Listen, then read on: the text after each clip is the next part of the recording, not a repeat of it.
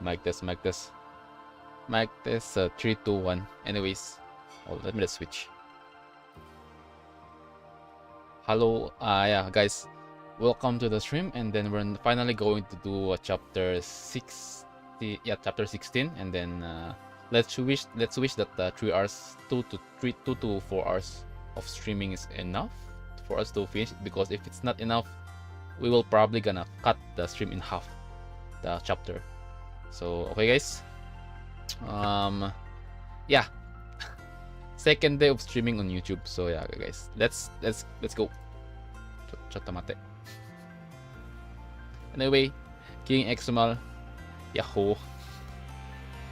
I'm by the way, guys, we don't have Twitch, like something similar like Twitch overlay, which I can read the chat on the game itself. So guys, I'm gonna use my phone. So I will gonna most of the time either gonna like stare on the left side, so for me to use to check the chat, or maybe I will alt tab. Okay, let's go.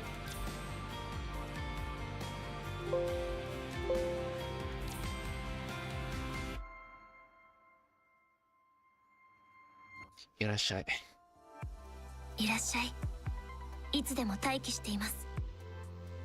Okay, let's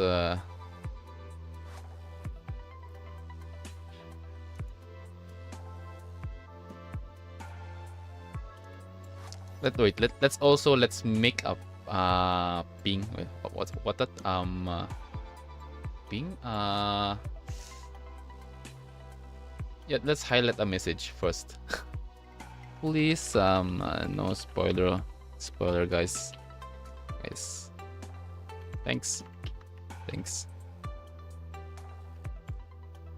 So make it pin message.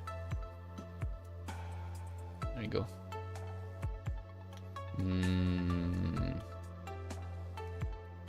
All right. Let's wait. Hold on. Video share. Where's that?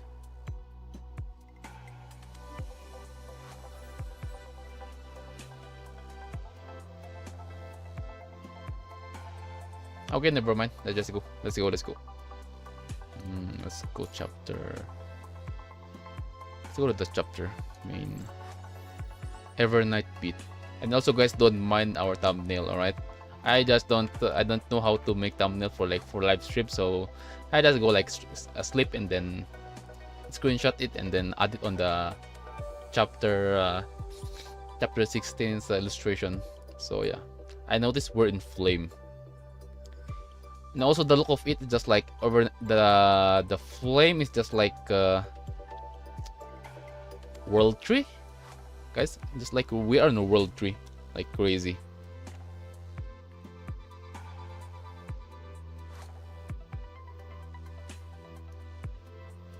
Oh, let me just check my screen. What the fuck's going on?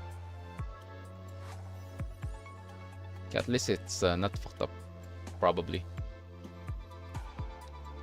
I don't know why my phone died. The heck?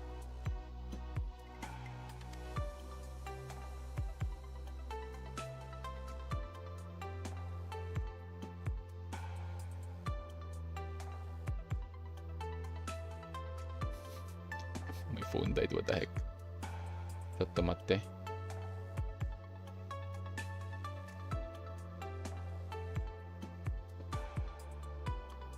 Our stream is still alive, right? Yeah, I think. Okay, let's continue.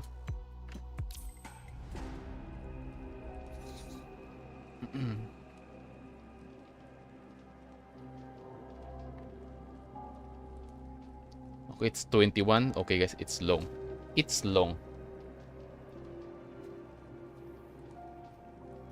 It's a long, I think. World Government Conference. Back. The silence of the conference hall is broken by Hassan's footsteps. He makes his way to the other end of the long cold desk and sits down, taking in the sight of this building with a history as old as Babylonia. The huge conference hall is only filled by a few people. Others are participating as holograms projected on their seats. The symbols of the judicial court, executive court, control court and the military army makes this spacious hall appear to be even more solemn.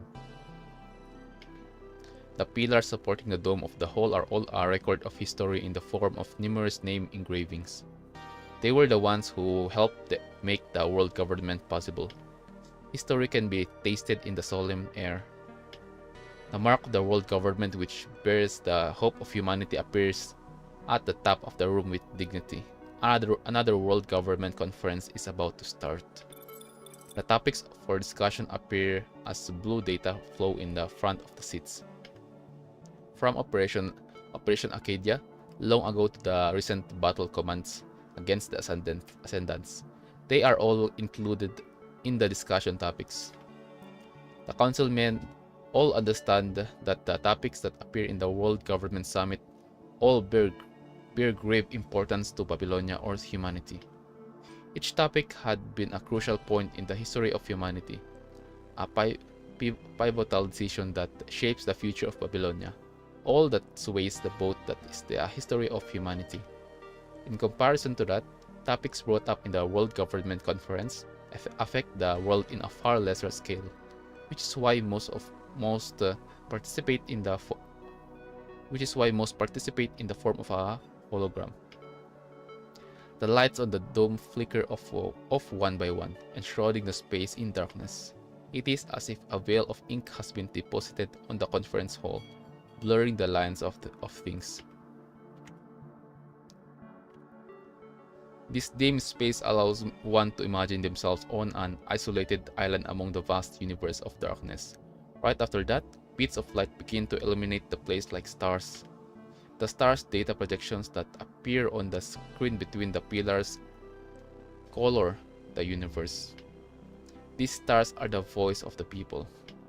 Citizens of the world government upload their thoughts through their personal terminals, which then converge into a huge data flow on Gestalt.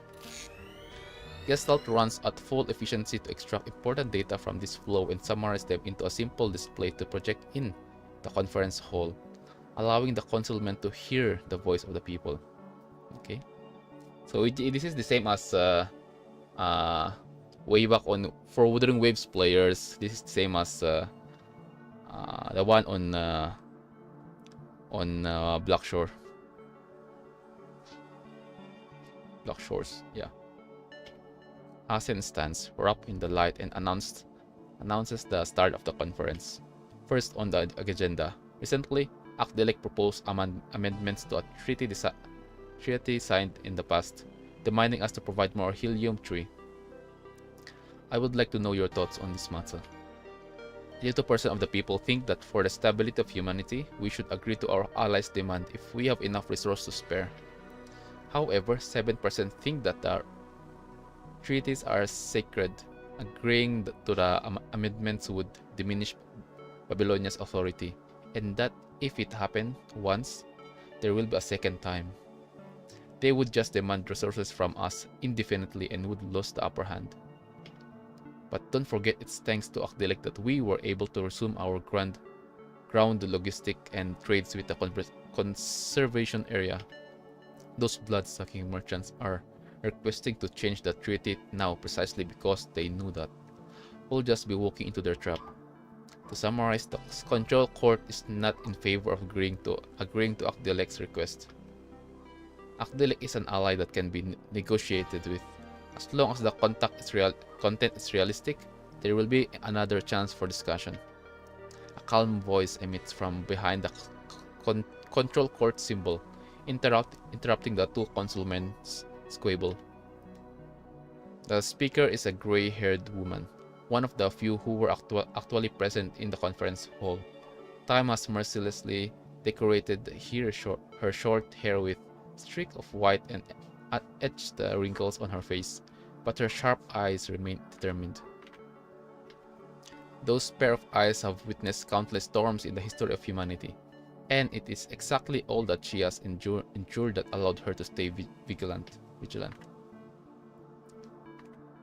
It may be exhausting to have to stay on edge at all times, but she still does it because she understands the duty of the control court. She understands the responsibility one has to bear as the person in charge of said court. She's the one who reigns in those who strays and ensures that the conference does not endanger humanity. King Xmal, I've seen longer stories. I'm kinda a bit worried. I'm kinda a bit worried. What the heck? Hold on.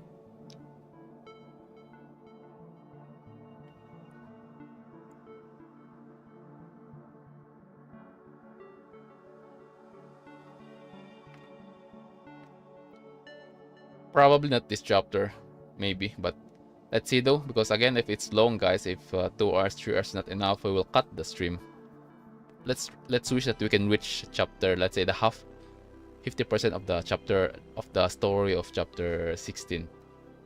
To sustain a friendly relationship while still being able to maintain authority, voting regarding Congresswoman Hilda's proposal begins now. Hasan presses the green button in front of him. The screen between the pillars shows a huge gauge panel. After a few seconds, Gestalt displays the result. 97.1% are in favor of Ombudswoman Hilda's proposal, 0.8% opposing votes, and 2.1% abstained. The supporting rate is higher than the minimal requirements. This proposal is passed. Good. The judicial court will draft the new amendments and pass it on the control court for filling. I'll sign it after the diplomatic court clears it. Moving on, the second topic of the day. Nicholas' proposal to expand the army. That is the last of the topics for discussion today. Any questions? The conference did not go on for long. This well-oiled machine operates at maximum capacity to lead humanity, going through discussions efficiently and solving problems in the way most appealing to the public. A hologram of a congressman lights up at Hasan's question. Mr. President, this isn't a question regarding any of the topics discussed, but a personal question about the return ceremony of Kuro. Okay. Finally, we are back to the story. I thought they forgot about us. Crazy.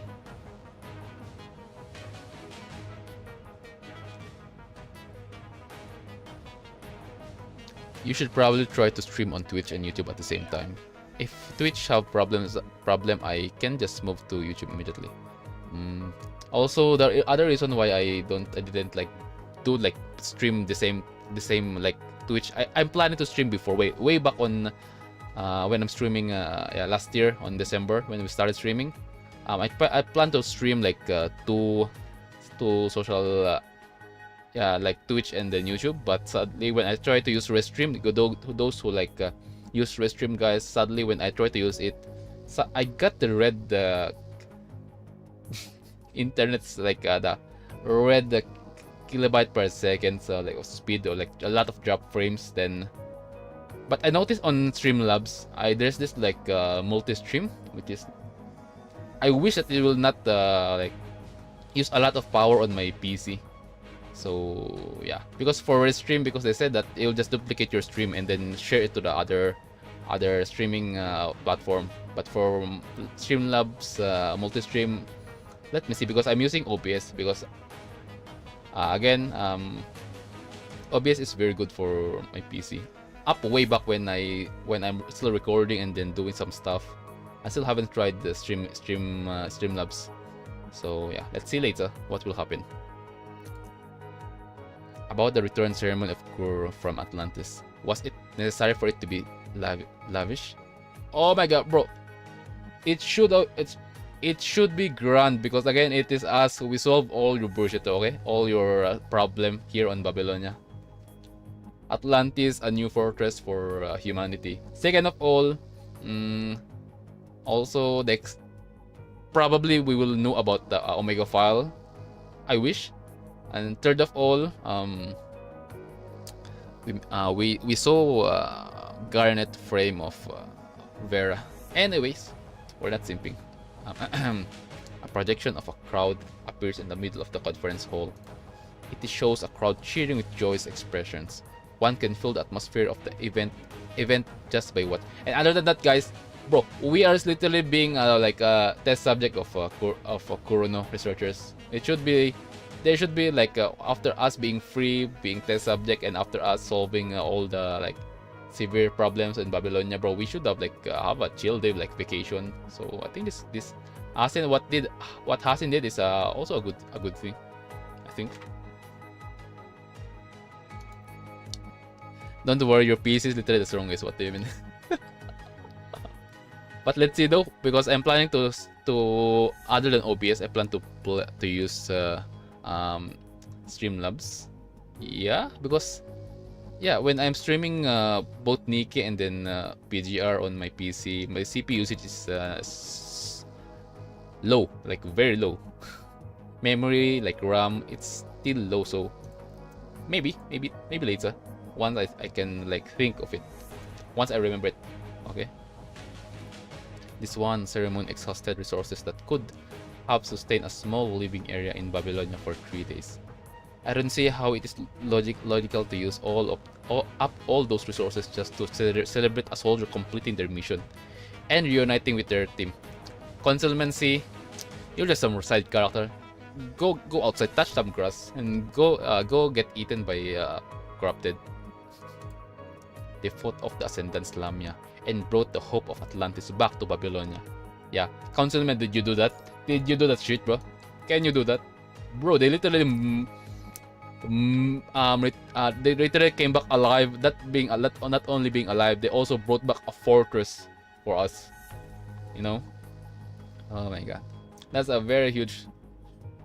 Did anyone did the same before on Babylonia? I think not. I think no one. I think no other commandant other than us did the same achievement, highest achievement other than that. Crazy. A lot of citizens volunteered to participate in the ceremony, which naturally leads to more resources being exhausted. Adding in all that we has achieved in the land, of course people would want to celebrate the return of a hero. Hasan motions towards the holographic crowd. The crowd dims, finally leaving only the Grey Raven visible. But it's been a while since we paraded the whole team of construct in front of the public for them to worship. Wouldn't a whole team be hard to control compared to the Undying Loy? Undying Loy. Undying Loy. Interesting. Undying Loy. Yes, we know. But people are mentally strained from the constant war. They need something to rely on spiritually. They need hope. Yeah, we literally, Commandant become the banner of hope for Babylonia, for citizen. That's why literally this is a good thing for people to know who saved them, and then for us to share our achievement, for also this is also a good defense for Commandant against Kuron researchers for their bullshit plans. All right. Hope is not something we can just make. It's something that exists because people wish for it. We are merely listening to the wants of the people. Even if it's something as trivial as hope. Okay, my lips is cracked. Hope has never been something trivial. Have you never read mythology, Congressman Firma? Why does mythology have to do with this? Aren't you curious as to why heroes were written in similar ways, no matter the origin of the myth? Someone always loses their peaceful life and has to go through numerous trials before returning triumphantly, basked in glory and praise. Under the guise of a hero, it's just a normal human. But people regard them as a champion equal to the gods nonetheless. It is because heroes inspire hope in people. That's true. Hilda, good job. And when there is enough hope, you can lead the people. That's true. If you destroy hope, it's the same as shattering the chance of being like doing something in success. Like, again, hope is the thing that you will truly need during war. Yeah, right? For example, a soldier, let's say 80% of soldiers here have a family. The only wish that they want is to turn back home to the family, right? That's their hope for them to come back alive. That's what driven them to go forth in the war to protect their homeland. So yeah, let's continue. But if you destroy hope, you become the enemy of the people, which is why hope is never trivial. It can be one of the most powerful weapons if used correctly. That's true. I will leave the rest of the explanation to Commander Nicola. As if on cue, Nicola looks up from the reports in his hand. I'm sure everyone has noticed the frequent interference Kurono has been causing recently. It was necessary to expose Kuro to the public. Yes, that's true. To the public in order to end this unsavory exchange with them. It is to protect Grey Raven as much as to serve as a warning to Kurono. The public's attention is the best surveillance. Even Kurono cannot do as they please under constant public attention. At least for now. Which is why we have prepared a special mission for the newly reunited Grey Raven, in hopes of prolonging the temporary protection. As the concealman reacts by staying silent, Hasen plasters on his usual smile. The dog is so noisy. Fuck.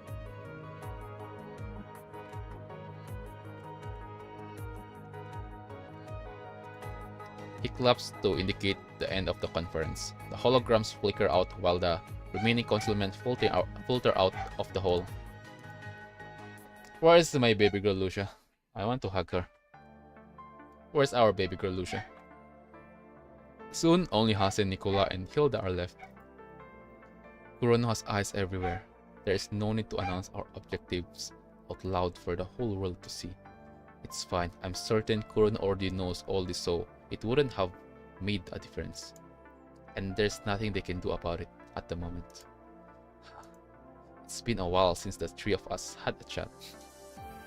Private interactions can lead to unfair judgment. As the leader of the control court, I have to refrain from private meetings with you to remain fair. But there are exceptions, such as when discussing something as unique as what we are going to do now. Shall we get on with it then? So what have the control court and the science council found out about the Omega? Oh, okay, Omega file, it's here. The information is here. Let's go. Let's see what will happen. Depending on the significance, we may have to prepare for a large-scale world government conference. The conclusion is already on your terminals. I just sent it through the encrypted channel a second ago. Antagonism. No. Oh yeah, Collins. Oh, hello. How are you, bro? We're back. How's your plan? Is it fucked up? At least that's a good news. I think. I wish to. I wish that it will continue to get fucked up. No. Hell no. Hell yeah. Collins threw the thick stack of files into the air before lying on the black walnut table in the study. His arms and legs stretched like a snow angel. The stuff we made with Luna's data is nothing but an empty shell. The thing won't stop us evolve. Not even for a bit. Is that so? All the data entries from the reports I've seen have suggested that it's better than any frame in existence. Useless. With his sluggish tone, Collins sits up from the desk, loosening his tie and looking at the person reporting to him. I've never wanted another powerful construct.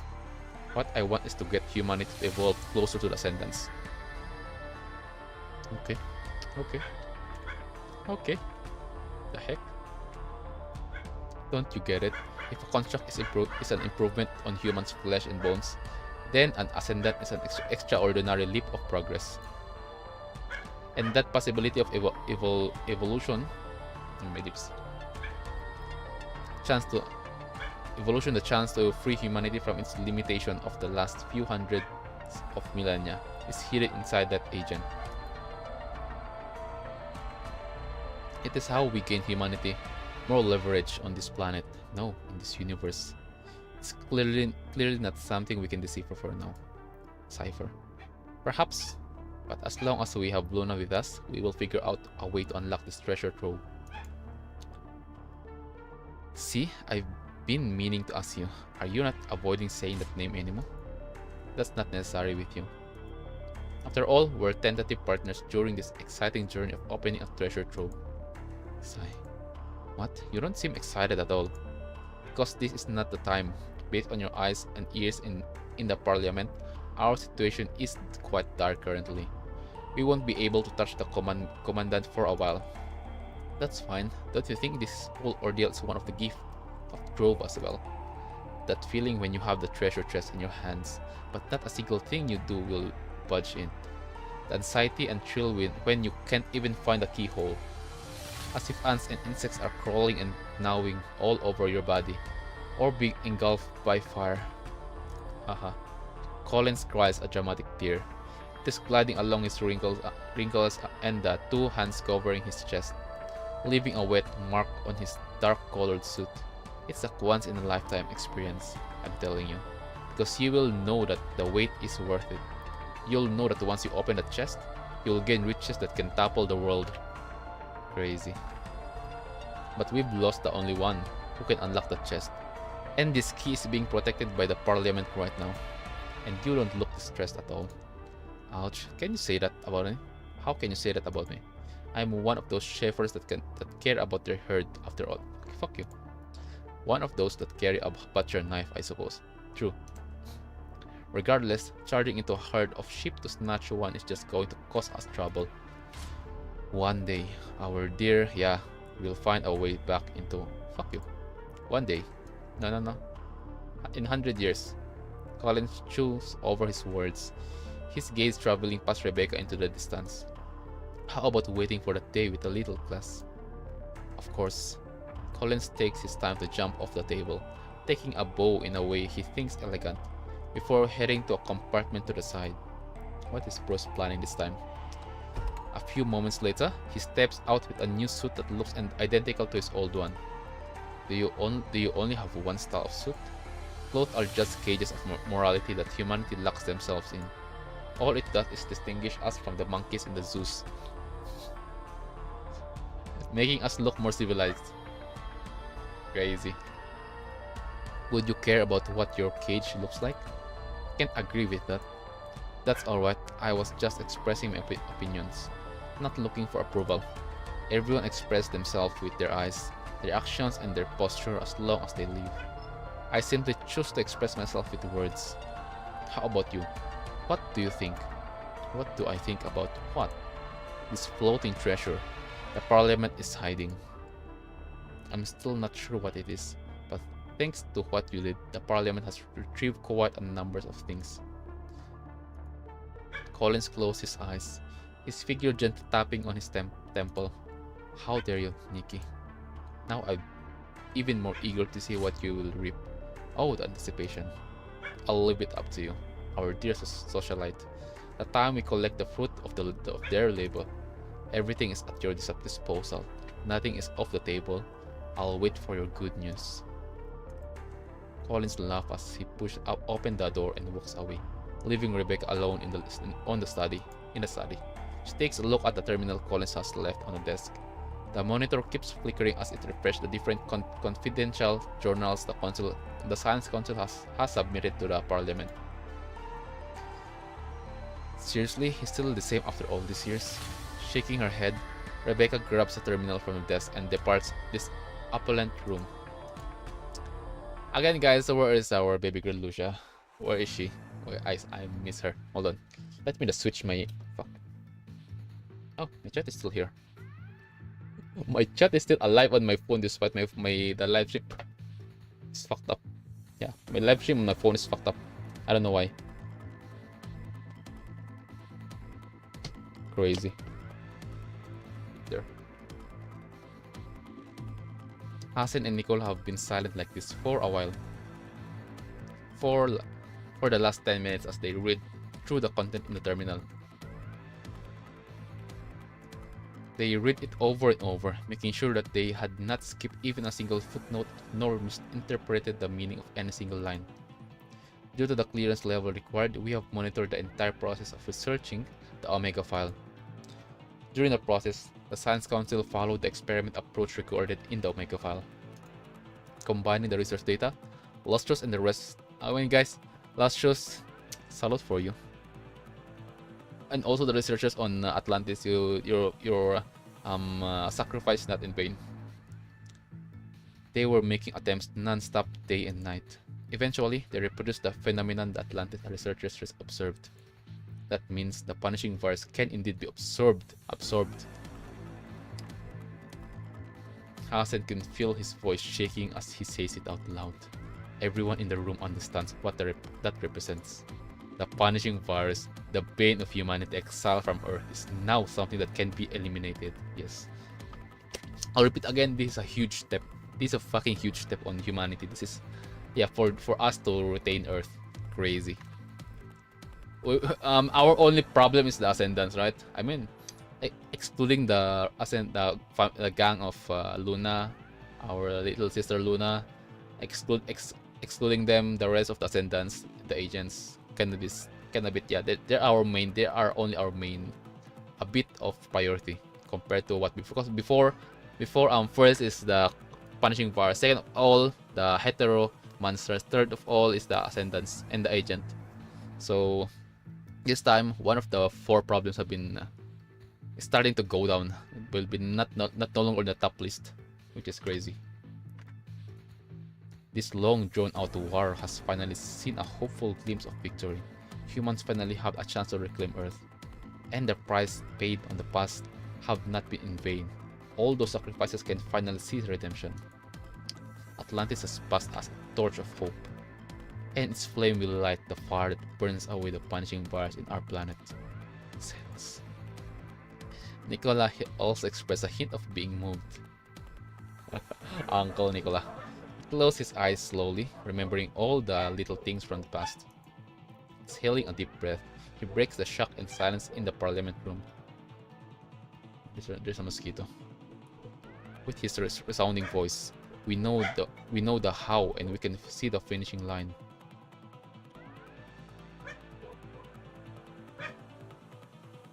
Hold on, chat. Chat tomate, let me just kill that mosquito. It's annoying.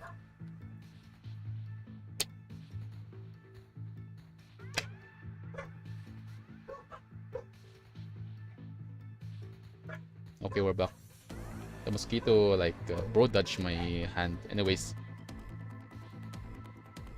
we don't have any reason to rest, to waste time here and then. Exactly. The Omega file is humanity's treasure.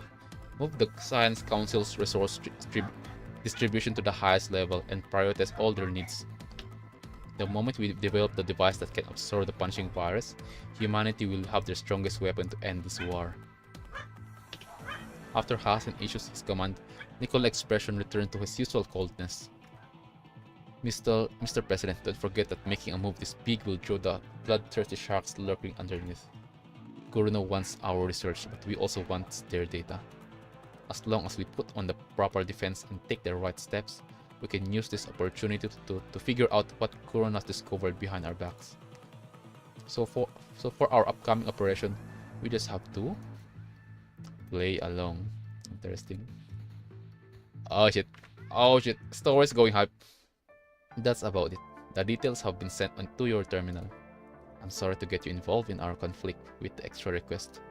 That's fine. I just have to make some adjustment to the inscription protocol, and you will have what you need. The coordinates of the Omega file will now change every millisecond, and the data recorded inside is inscripted every minute.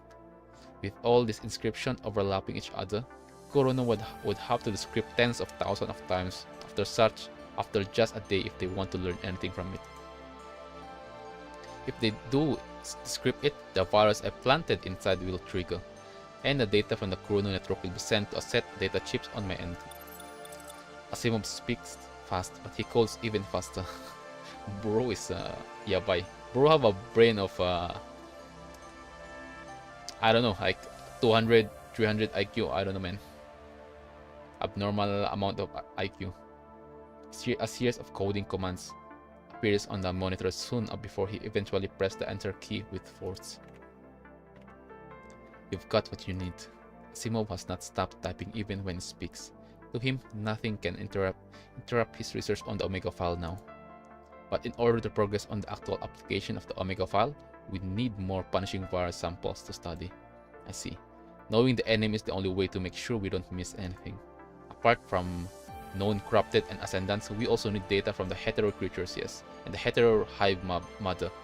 Given the polyphage is beyond salvaging, the hetero hive mother remains we got from the sewage are far from enough.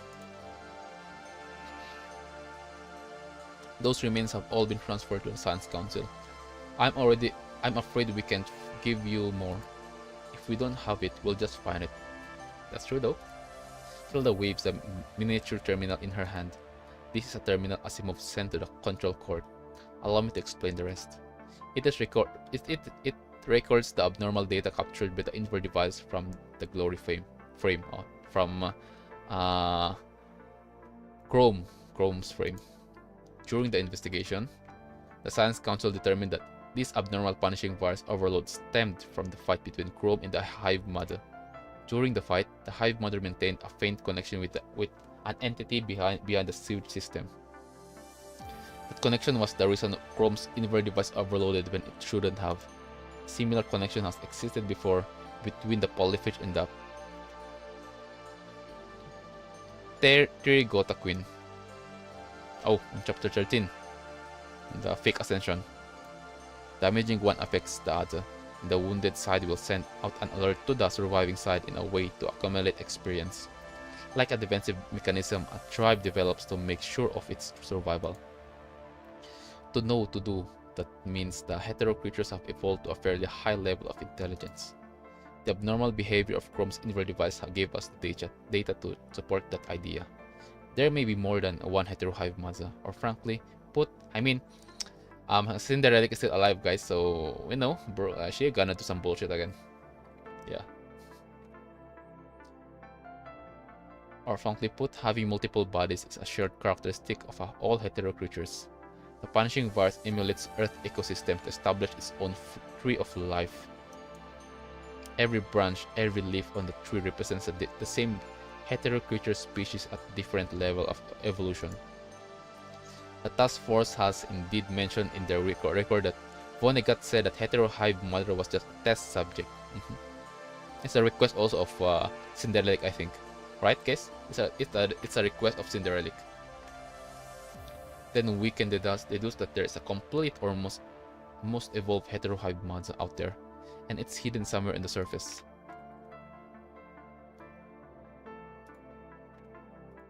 I see. We'll send our force to search for data on that advanced subject. Hassan waves his hand, and the image of the Babylonia hangar appears in the middle of the parliament. A massive number of task forces have arrived, gathered before the hangar, all prepared to march for Earth before the conversation in the parliament even started, ready to send their blades across the enemy's throat. Right now, all they are waiting for is an order to turn the safety off. That order is in the hands of the parliament, locked and loaded. Asimov understands that this is the parliament showing how much they value the Omega file. He turns his gaze away from the projection, only to notice a pink-haired construct in the scene. Ayla? She stands on a stage, observing the construct gathered before the hangar. Oh yeah, because again, she still haven't met Selena, right, guys? She still haven't met Selena. I think she gonna join the Earth. She going to join the group, the task force going Earth, and compare them with the names on the list in her hand. The icon of the construct court on her body established her identity and the role she has there. As the scene of the hangar is recorded and projected to the Parliament Hall, this smiling, pink-haired construct looks directly at the camera. Wait, what? Wait, who the heck was that? Wait, who the heck was that? Wait, what? Choto made. Wait, huh? I thought that's Ayla. What the fuck? That's not Ayla. I now have a bigger Abuba, but oh my god, bro. Who is that Miss Pink? Wait, her hair, her smile.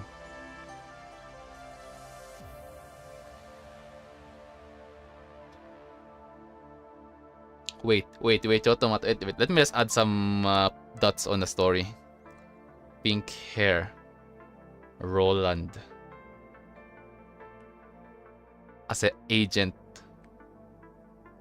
This is the event happened on chapter 14. Roland. The merciful one. Wait, is that the merciful one? Chot. What? Wait, is that the merciful one? Wait, I need. Where is that? Let's go back. Bro, that smile, bro. I can see, I can familiarize that smile of hers. Because again, the coating, the hood, and then the shadow on her eyes on chapter 14, hidden. Wait, no. Extra story chapter 5, right? Yes, hidden. Extra story chapter 5, hidden. Oh yeah, that time. Extra story chapter 5, hidden. Holy cow. Crazy. Oh, should they gotta introduce her? Oh, interesting. Again, I don't trust the agent excluding Luna, at least for now. Let's see though. Is that the merciful one? That will be crazy. What she did? She stands on the stage, observing the constructs gathered before the hangar, and compared them with the names on the list in her hand. The icon of the control court on her body establishes her identity and the role she has there. As the scene of the hangar is recorded and projected to the Parliament Hall, this smiling pink-haired construct looks directly at the camera. What the fuck? What? Wait, What chat said? The merciful one, Changli. Oh yeah, pink Changli. But how? Again, guys, she is an agent, right? And this is in Babylonia, guys, right? This hangar is in Babylonia. Like, how the heck she didn't get detected? Unless she's good at stealth, right, guys? Unless she's good at stealth. Crazy. Maybe they're gonna explain it later. Don't mind me. Damn. Like, sheesh. Anyways, the thought bemuses Asimov. By the time he tries to confirm his feelings, the pink-haired contract has already finished her inspection and left the hangar.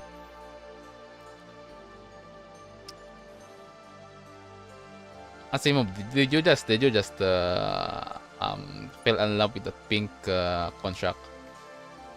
Again, what the heck is she doing here? Shaking his head, Asimov focused back on the terminal before him. Oh my god. Bro didn't mind, like, who the heck is that woman? Crazy. What the heck? If you're done with what you have to say, I'll go back to work. Wait, what?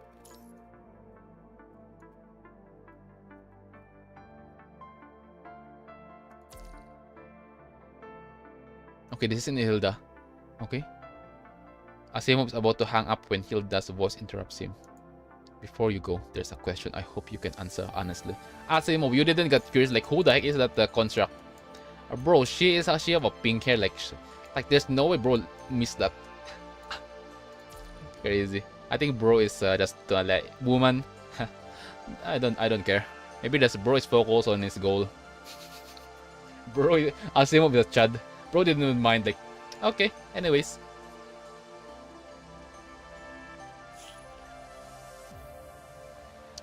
You probably know this already, but Asimov is a reference to Isaac Asimov, the one that made the laws of robotics. Ah, sadly, I don't know, man. Yeah, I don't know. I don't know the one who made the created the law of robotics. I guess I'm bad at remembering. Maybe they explained it before in class, but I'm bad at remembering those stuff. Yeah. Anyways, as the leading researcher on the Babylonia, your stance is far more important than every other research personnel. Science is a torch that lights the way to humanity's future, not a wind that fans the flame of some civil war. That's where I stand.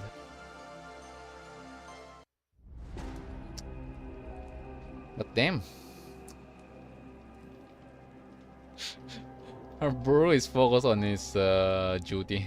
Bro didn't care about, okay, that pink mama right, or mommy right there. Okay, anyways. Crazy. After story. Guys, hold on. I am on we're right on track, right, guys? we're on track, because again, I just realized, guys, after chapter 15, all right, we finished our mission Atlantis. Second, now we're in chapter 16. I just felt like or we because we just go straight to the conference, so I just felt like, where's commandant? Like, we're right on track, right? Because so before on way back on chapter 13, because guys, like, I didn't do the extra story. That's why it takes us so long to continue chapter 14. I need to do like extra story chapter like the first up until chapter 4. So yeah, they do miss something. Let me search. Punishing, where's that? Where's the okay, we're right on track, because after the last spark, it will be the Evernight beat. At least we're good. 15, 16, 17 is just go straight, no extra story. Alright, we're safe. I thought we might end up having the same problem as what happened before. That will be fucked up. Anyways, let's go. After story.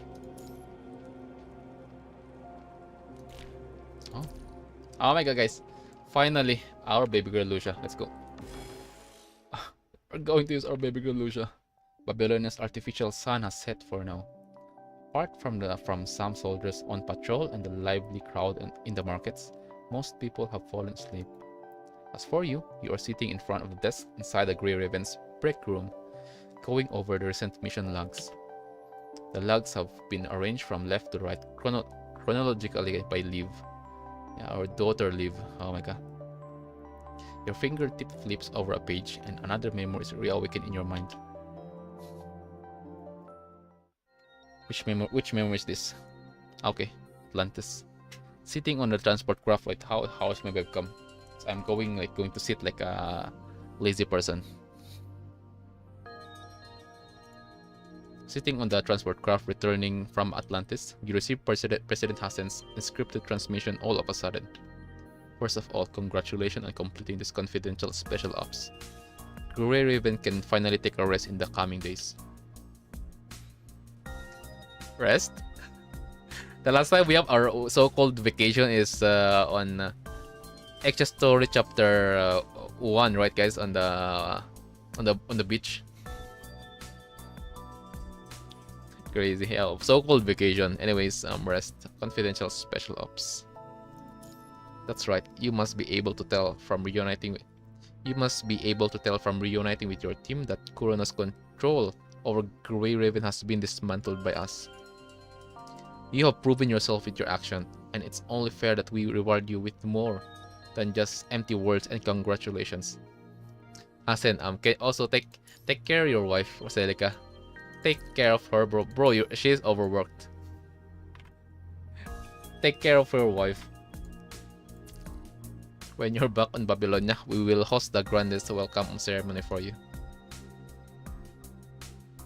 It's not just to congratulate me, I suppose. Ah, you're smart.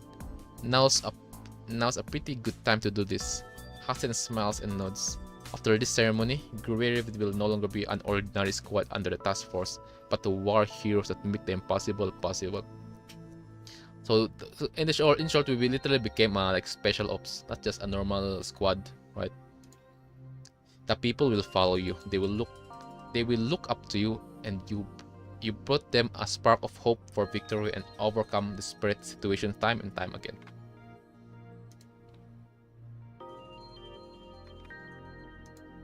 They will see every move that Grey Raven makes, and because of that, Kurono can no longer take Grey Raven away from the people.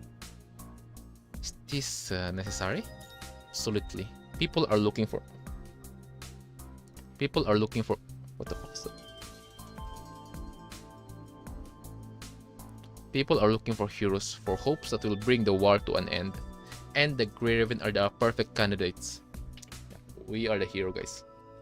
To carry out this plan, Grey Raven's main mission in the coming days will be to boost morale in each fighting region, to establish people's hope for victory. This is another hilarious fact about this game. Did you know that Koti? Oh yeah, the stigmata. I don't know what you call, but yeah, I call it stigmata.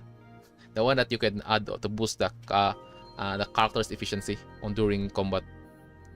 Did you know that Cody, the memory, isn't named Cody in the CN server? It's actually controversial figure in World War II. They had to change it for obvious reasons. Oh yeah, oh shit. I mean, to uh, to avoid the a huge drama for PGR, for CN is that at least they changed it. Did they do it like fast, like after the next patch, or they take a while before they change it? Yes, I remember Koti because I use that memory on most of my construct when I'm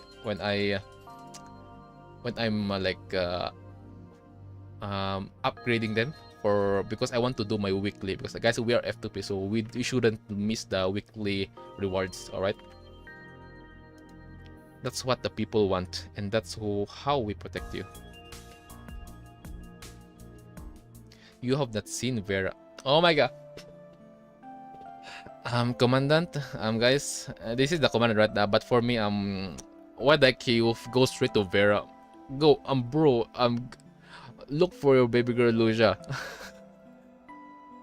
look for them, not Vera for now. For now, maybe later, but for now, after finishing all that stuff, hug our baby girl Lucia, and then hug our daughter Liv also, and then have a fist pump with Lee, our brother Lee, and then after that maybe we'll go straight to Vera. But God, Commandant, bruh, you have not seen Vera and the Cerberus members for a long time, since the welcome ceremony. Okay, so this is after.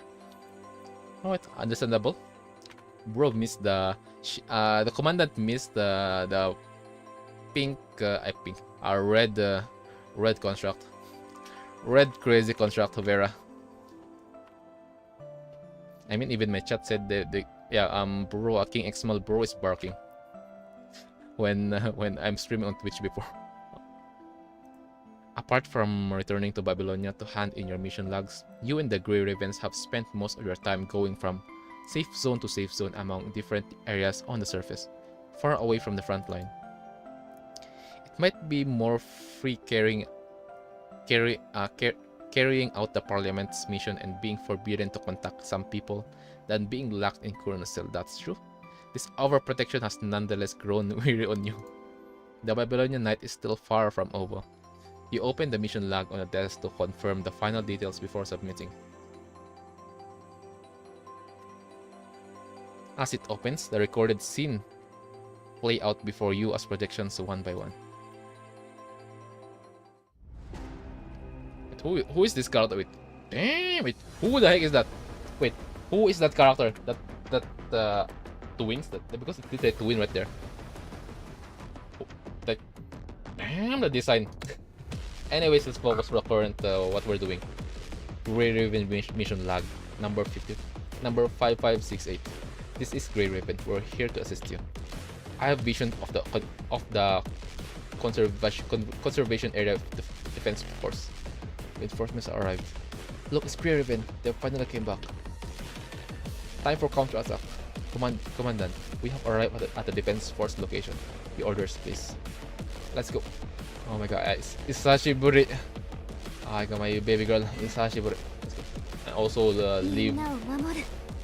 Oh. Headbutt her. Anyways, let's go to Lucia for now.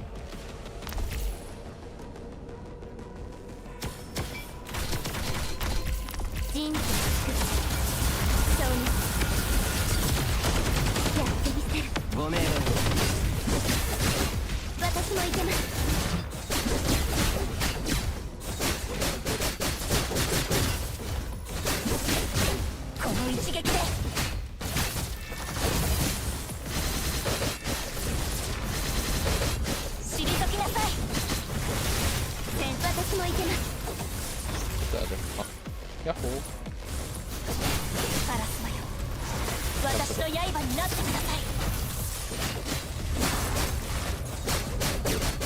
How's the audio though? How's the audio?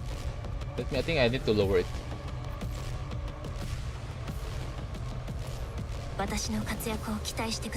Lower it on there we go.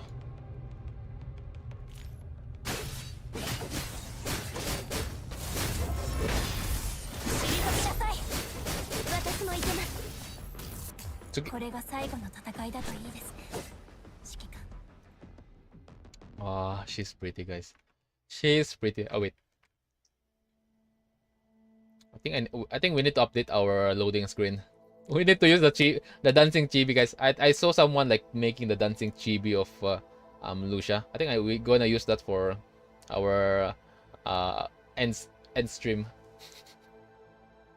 I mean, even our like when someone subscribe on our channel, we have a like notification on our stream of like we'll have like Lucia every time someone subscribe, or even like subscribe member and then I think donate also. Yeah. Anyways, let's continue. Focus. The moon is hanging high above the city.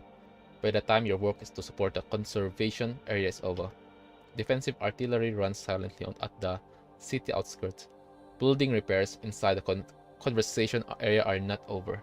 People set up tents at the foot of the CPF, resting and dining by the sporadic campfire and the moonlight. You can hear the conversation of two soldiers from a nearby tent. They have kept their voice low to avoid disturbing others' rest, but you still manage to hear them, having sat close by. Oh, what's going on? Why aren't you sleeping? Can't sleep. Something on your mind? The scavenger soldier sighs heavily after a long silence. Sigh, it just feels unreal. Before you lot saved me and took me here, my friend and I were just wondering about. There was no tent, not to mention a bed, just in case some corrupted showed up during our sleep and took us out. We have to rest back to back, guns in our hands, hidden in a hole somewhere. Well, good for you though, at least, armed scavenger. You're now in a good hand, I think, because you don't need much to worry for now.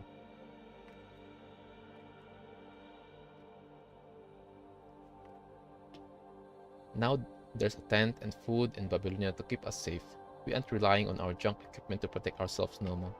There's still a gun in my hand, but my friend couldn't last long enough to get help from Babylonia. I'm sorry. There's nothing to apologize for. All Johnny and I both knew we'd die any moment. No despairing without dreaming. That's how we scavengers see it. But seeing the conservation area being rebuilt, hearing the news of the other cities getting taken back, and receiving supplies from Babylonia, that's when I knew that the days of living in fear were over. Safety and stability are back, and it all just feels so unreal. I understand. I used to be a soldier fighting on the front line as well. Barely got rescued from underneath the Grim Reaper's sight. And now I'm stationed way back here in the conservation area. The cries of my companion when they died still echo in my ears. I can still feel their broken limbs on my fingertips. Enemies with overwhelming power easily took down my squad. Despair had shattered my will to fight. The last thing I saw before I blacked out was a raven-winged ascendant. Raven-winged. Raven-winged. Raven-winged. Cinderelic?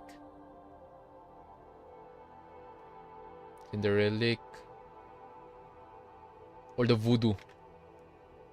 We're talking about wings, guys, so it's either voodoo, that birdie, Loki, and Cinderelic or Gabriel. But you still survived. Yeah, I found out afterward that the squad managed to defeat the Ascendant and held the defense line. Wait, what?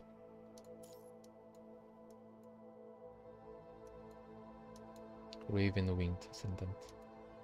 Afterward, the squad managed to defeat the Ascendant and held the defense line. Interesting. Interesting. Who were they? Grey Raven. That's okay. It's us. It's us. Raven-winged.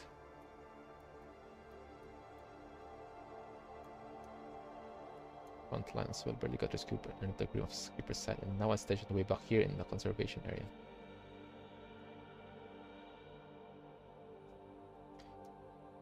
I think this is oh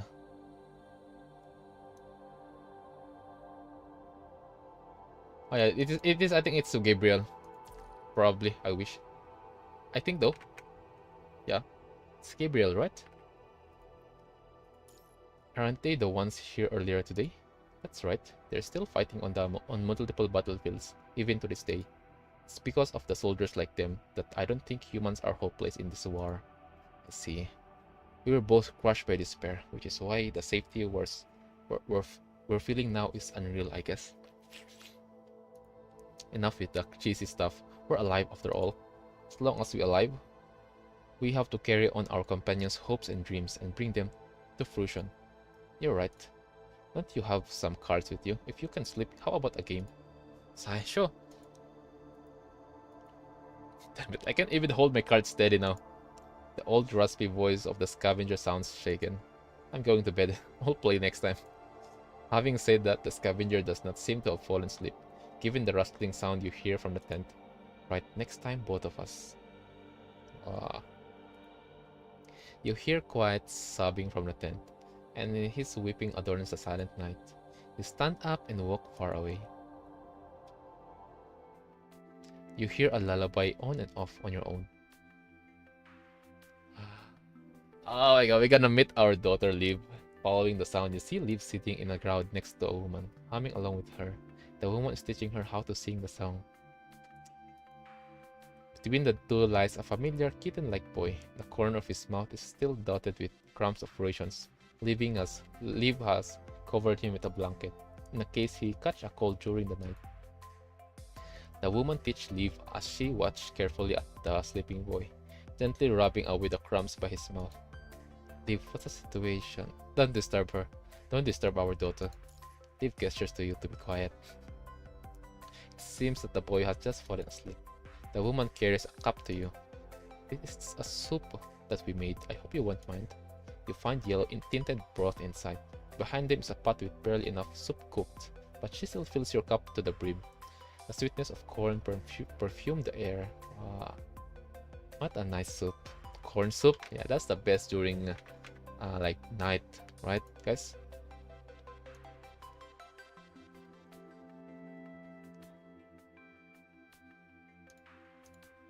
Did you plant this?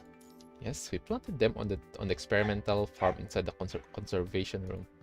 Akdelik brought us excellent seeds for corn from other conservation areas, turning the impossible dream of growing crops possible.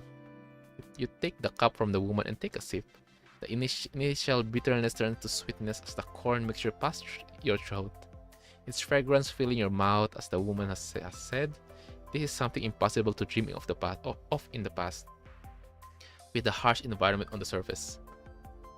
Guys, now I'm hungry for corn. Well, let's see. There's something I want to say to you ever since leaving the no man's land. What's the matter? Please.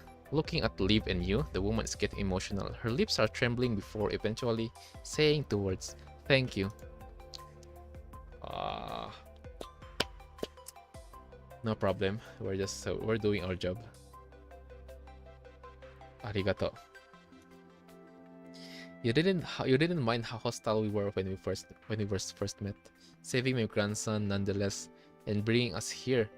This conservation. This woman is from the refuge on safe that in short these people are the refugees from on the target place where they're about to use the lance. What do you call that again? Lance what? The satellite laser, something like that. Let's say these are the people from Extra Story chapter 4. I think. Right? We're good. I think because the woman and the child, even though we agreed with relocating here, we still didn't approve of everything Babylonia did when we first arrived. But after living here, we start to realize something we didn't want to accept, that even though the world government has abandoned us once. Oh yeah, these are the people came from the second to that desert where we also saved the Selena.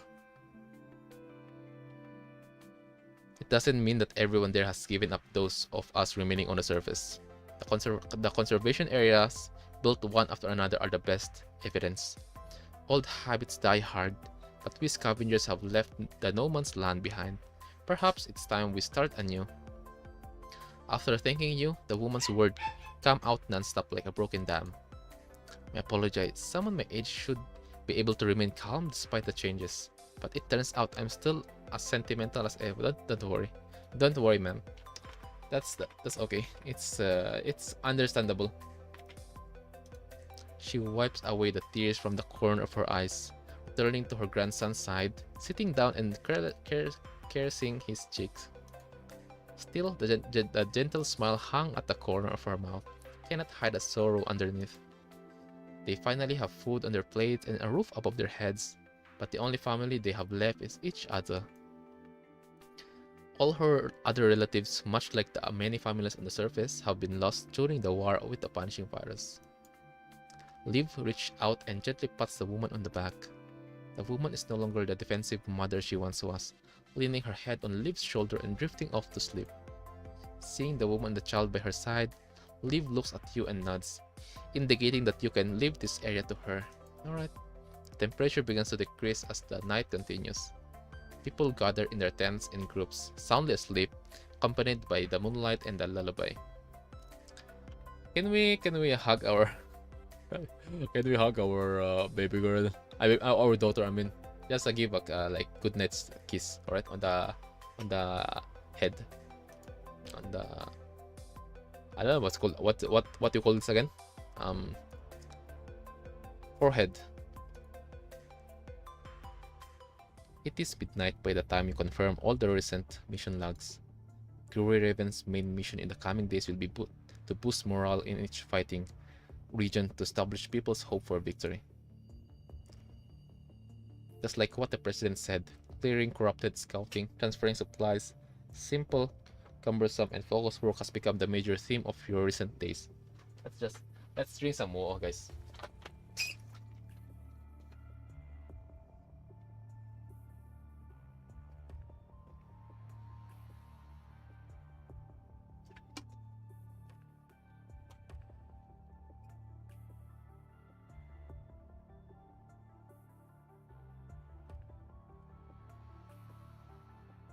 Automate. Wait, hold on a second. Let me just check something.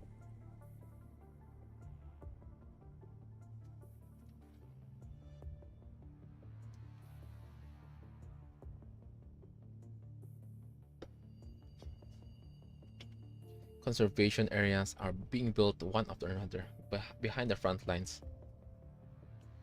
With the help of ATLEAST, the people are trading with each other. Armies being steadily rebuilt, lost bases in some areas are recovered by the Forsaken. With each of your recent missions, you can see the surface is on track to being reclaimed. You have also fulfilled your objectives perfectly, encouraging the men and women on the ground as the Parliament hopes.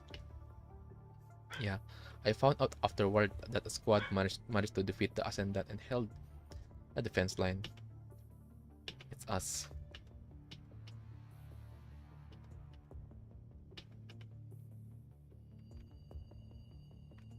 It's because of soldiers like them I don't think humans are hopeless in this war. It's great to have Grey Ravens here. There's a hope if Grey Ravens with us. Don't give up hope. Don't give up. Grey Ravens coming. Similar phrase has been appearing around you. People's attention has also become another form of scrutiny, protecting as well as pressuring you. The mission logs before you are both approvals and bounds of the Grey Ravens. Come on. Oh. Yeah, baby. Our baby girl, Lucia, we're awake. Commandant, you're still awake? Yep. Just signing off the recent logs. Lucia, Liv, and Lee step inside the room one by one, interrupting your spiraling thoughts. Liv walks toward you with a steaming teacup. Thanks. Take the cup from her and its warmth cast away the coldness in your fingertips, after having swept through the mission logs. Can we hug our baby girl and daughter, guys? core games, can you add that system? Hug them. And also fist fist pump like brother fist pump with Lee also. Commandant, the pressure must have been building up inside you. What are you thinking? Talk to us about it. Just duties for soldiers. Lee shakes his head, seeing the logs on the desk. There are so much more to do. So many problems we can solve instead of staying in the back, safe and secured. You're right. The situation isn't officially steady yet. We can let our guard down on those who took the commandant away in the first place. Oh my god. Our baby girl is angry, guys. Kurono.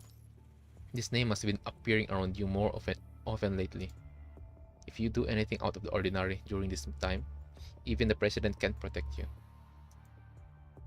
Let's see. President Hasan and the others have realized the danger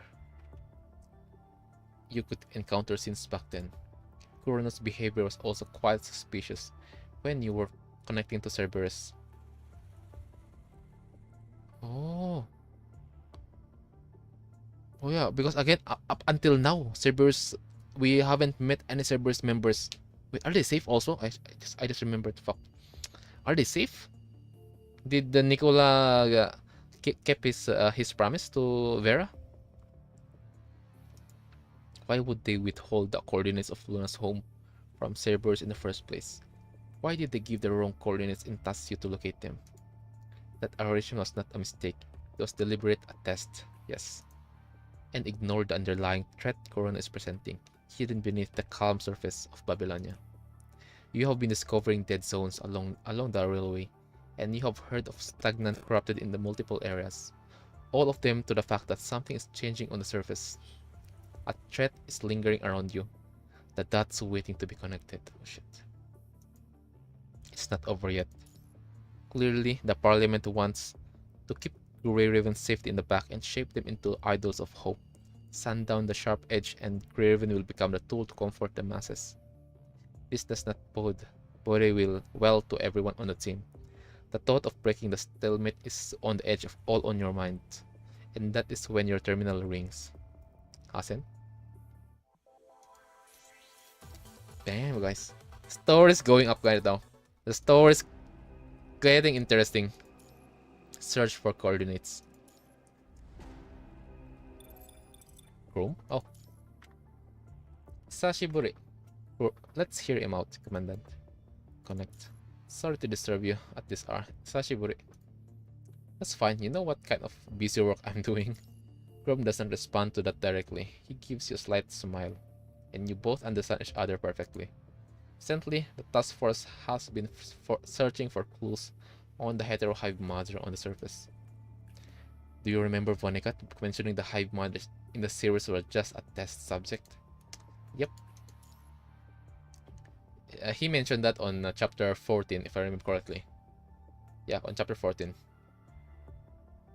Right after that, Asimov and I confirmed one thing as we exchanged data, which is that among the hetero hive mothers exists an advanced being, hidden somewhere on Earth, waiting to hatch. Interesting. The several hive mothers the task force found so far are not as developed as the one underneath CT-75. Some of them haven't even developed a functional heart.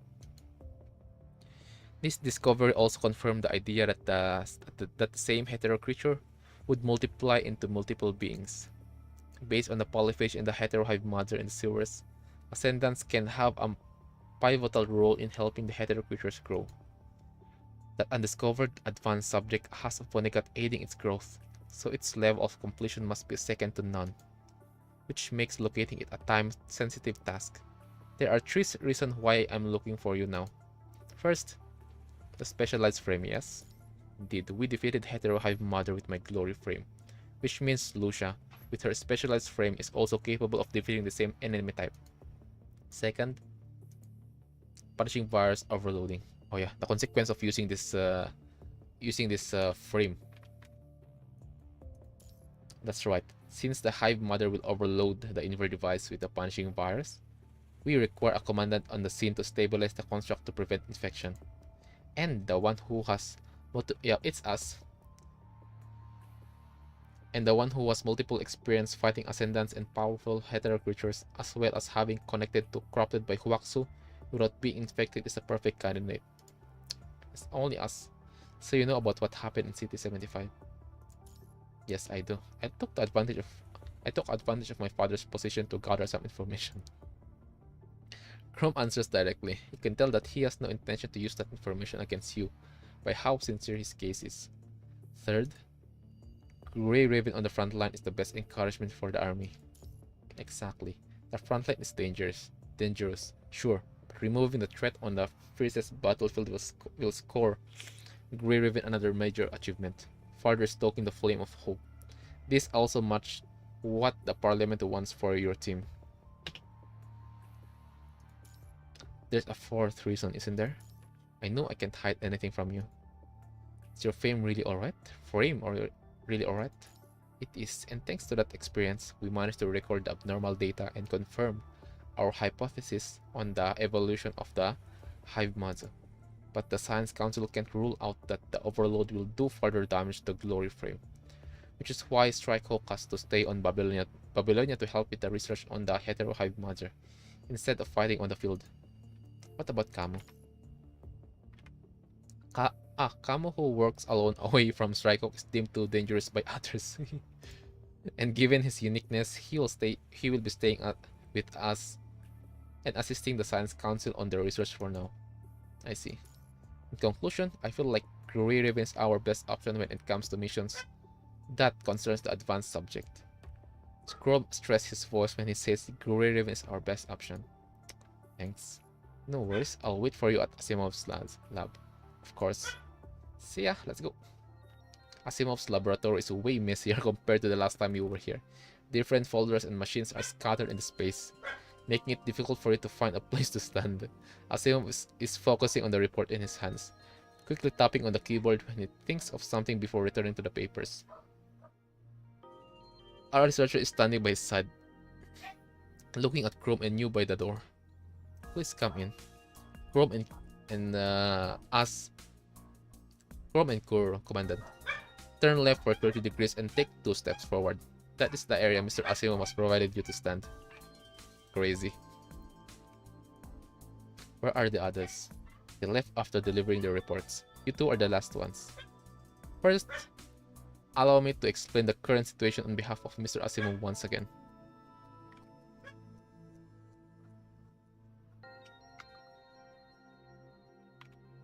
Science Council's current... Oh, let me just close my window because the dog is noisy.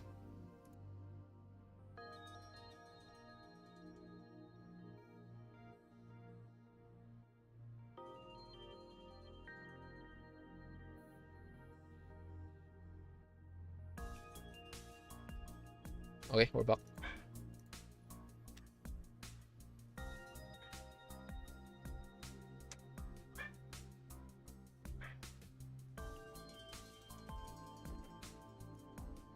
The Science Council's current research requires a large amount of punching virus samples. With the sufficient samples, the research progress can advance by 40%. But not any samples. The higher the strength of the sample, the more accurate the data it provides. Oh shit. It means we're going to hunt Ascendant or Agent. Among corrupted hetero creatures and Ascendants, hetero creatures are best suited to study, given that it evolved from punishing virus itself. Oh, alright, at least. We're kinda bit safe, I think. Among the hetero creatures, highly developed entities like the Polyphage, Siren, and the hetero hive mother are the most ideal samples. Chrome has already told you about the advanced hetero hive mother. Currently, we have discovered and destroyed several hive mothers that developed naturally, but their completion rate cannot compare to the one found in the sewers. So, we have hypothesis that the hetero hive mother aided by Vonnegut is most likely the purest being made with the punishing virus. Now, let's exchange information to locate the advanced subject out there. The researcher swipes across the air before him, and a large projection of Earth appears in the middle of the laboratory. Chrome reached out and touched a spot on the globe, asking, This is where the sewers underneath City 75 are. There were two known factors: data of Luna at her prime, recorded by Ouroboros, and the time difference between Strikehawk's first retreat from the sewers and our second return there when we ran into Vonnegut. If Vonnegut had moved outside during this time frame, the farthest he could have traveled given these two factors would be within this area. Chrome draws a circle on the globe as he says that, although we couldn't guarantee that he had left for where the advanced subject was. But if Chrome paused for a second, hesitating before he continues. If I were him, I would go to confirm the state of that hive mother during this period of time. I mean, Chrome, that's quite interesting because again, Vonnegut is so intrigued with Chrome, right, guys? That he even said that he can, if Chrome wanted, Vonnegut can turn Chrome into an ascendant. He invited Chrome, but Chrome declined, of course, as we know Chrome. Although this was only my subjective estimation, we couldn't ignore the faintest possibility, and so Strike began to search for data related to Vonnegut on the surface, and we eventually discovered some of his unique signal recently. Afterward, we searched outward with the sewers as the center, before we finally came upon much to his signals in these directions. The circle on the global gets smaller and turns into a few thin lines, displaying the direction Chrome has mentioned. But this is based on hypothesis. That's fair, but it's not without its value. Science, but it could also even affect the surrounding environment.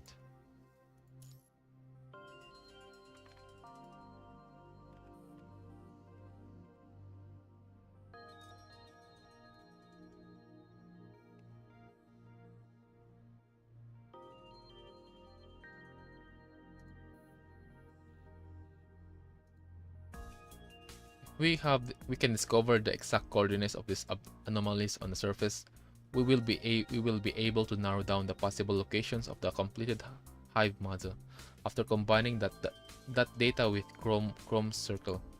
Right now, we just need to have the task force find those coordinates.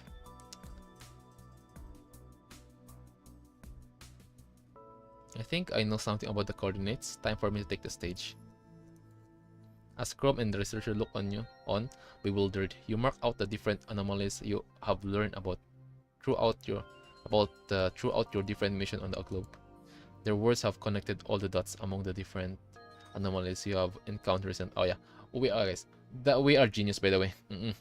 Don't mind me. Just I'm just randomly clicking the words on the. I don't know which one's like good to choose. I'm just assuming, right? We're just assuming. Anyways, no wonder I felt like I was missing something. The anomalies that have been happening all across the globe are no accidents. A new storm is brewing. Oh shit, calm before the storm. Oh shit. These coordinates. The researcher nods at Asimov. Asimov takes a look at the dead zone and anomalies you marked, and he frees up a hand before tapping by the projection of the globe. Multiple formulas and equations appear by the projection, the variables changing at an incredible high speed, time difference and movement speed, the latitude and longitude difference from the railway, the consumption of helium-3 and the average speed of eternal engine, and the area of the different dead zones can be calculated. Input the coordinates and area of the anomalies into the function and calculate. Then, combine that result with the angle where Vonnegut might have been. About 41 to 42 degrees. Crazy! A conclusion not the one of you can come to alone. Then, with all of you working together, all of your clues converge into one single point through Asimov formula. We track Vonnegut's location now. This is where the advanced subject could be. Asimov stops tapping on the projection and points toward one point on the globe. Guys, first MC that I saw who like bros the commandant used his brain. Crazy. I mean, as we know, way back on early chapters, commandant is literally genius. Like, bro, have a huge amount of IQ. Crazy. Compared to, for me, as also a NIKKE player, I have this kind of issue on the commander, but at least, well, for PGR it's different. Bro is good. Bro by a huge IQ. Crazy. Anyways.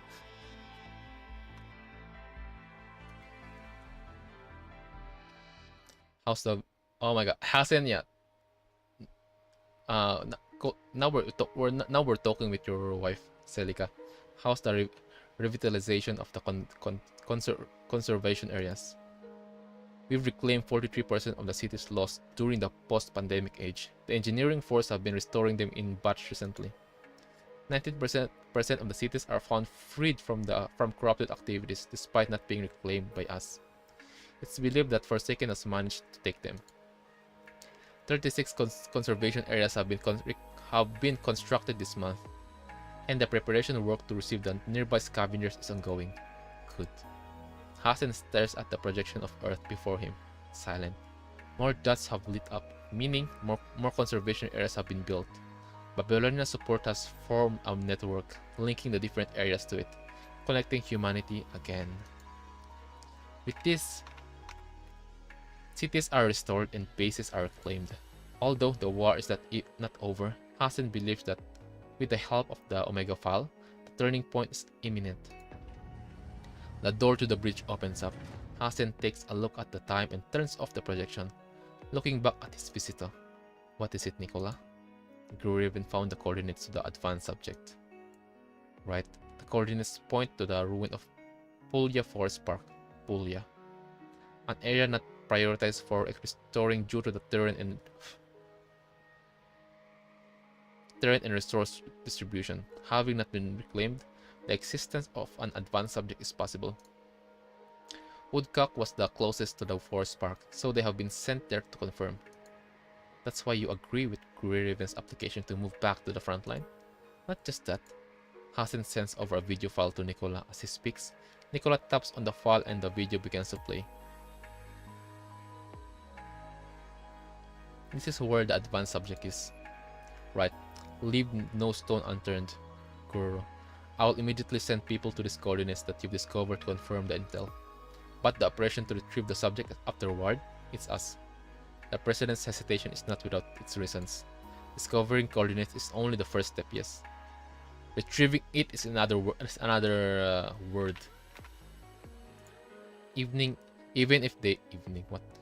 if they do locate the advanced object there, defeating it and collecting the samples is still a problem. Which is why you and Chrome have agreed that Gruraven needs to be there during the operation. Therefore, Gruraven is requesting to join this mission, to be back on the front line. What makes you say so?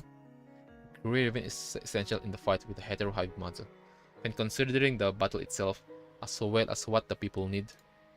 State your reasons. Relying the 4 reasons you have discussed with Chrome to Hassen, you find him standing there quietly listening. If you can stand before me, asking to be back on the front line, then you must have understood the risk of doing so. Gruraven is prepared to fight. Indeed, right now, Gruraven is crucial to defeat the Heterohive Mazu.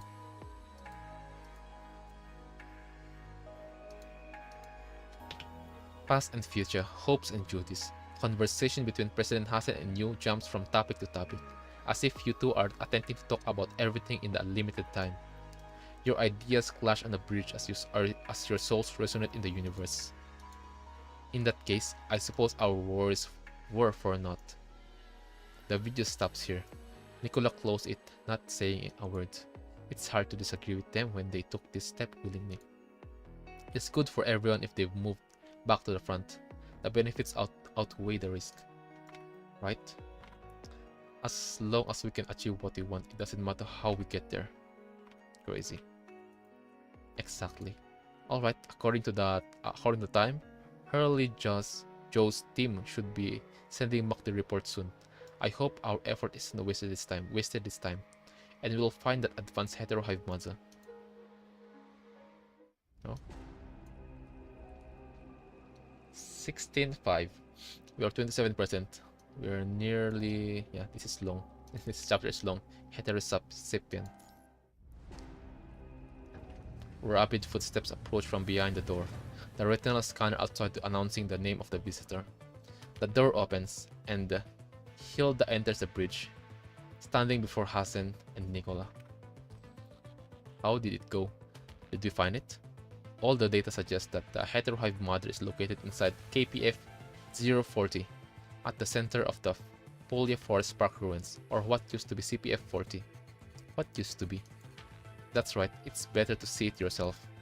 With that, Hilda sends a report across the desk, and the warning on the cover has Hasan frowning. The last report with a warning tag was a report related to Luna. We're gonna meet another enemy. Strong enemy. Hasan Hetero Sapien. I think it's already on the title, right? Hasan opens the file, and visuals of the Polia Forest Park ruins are projected before him.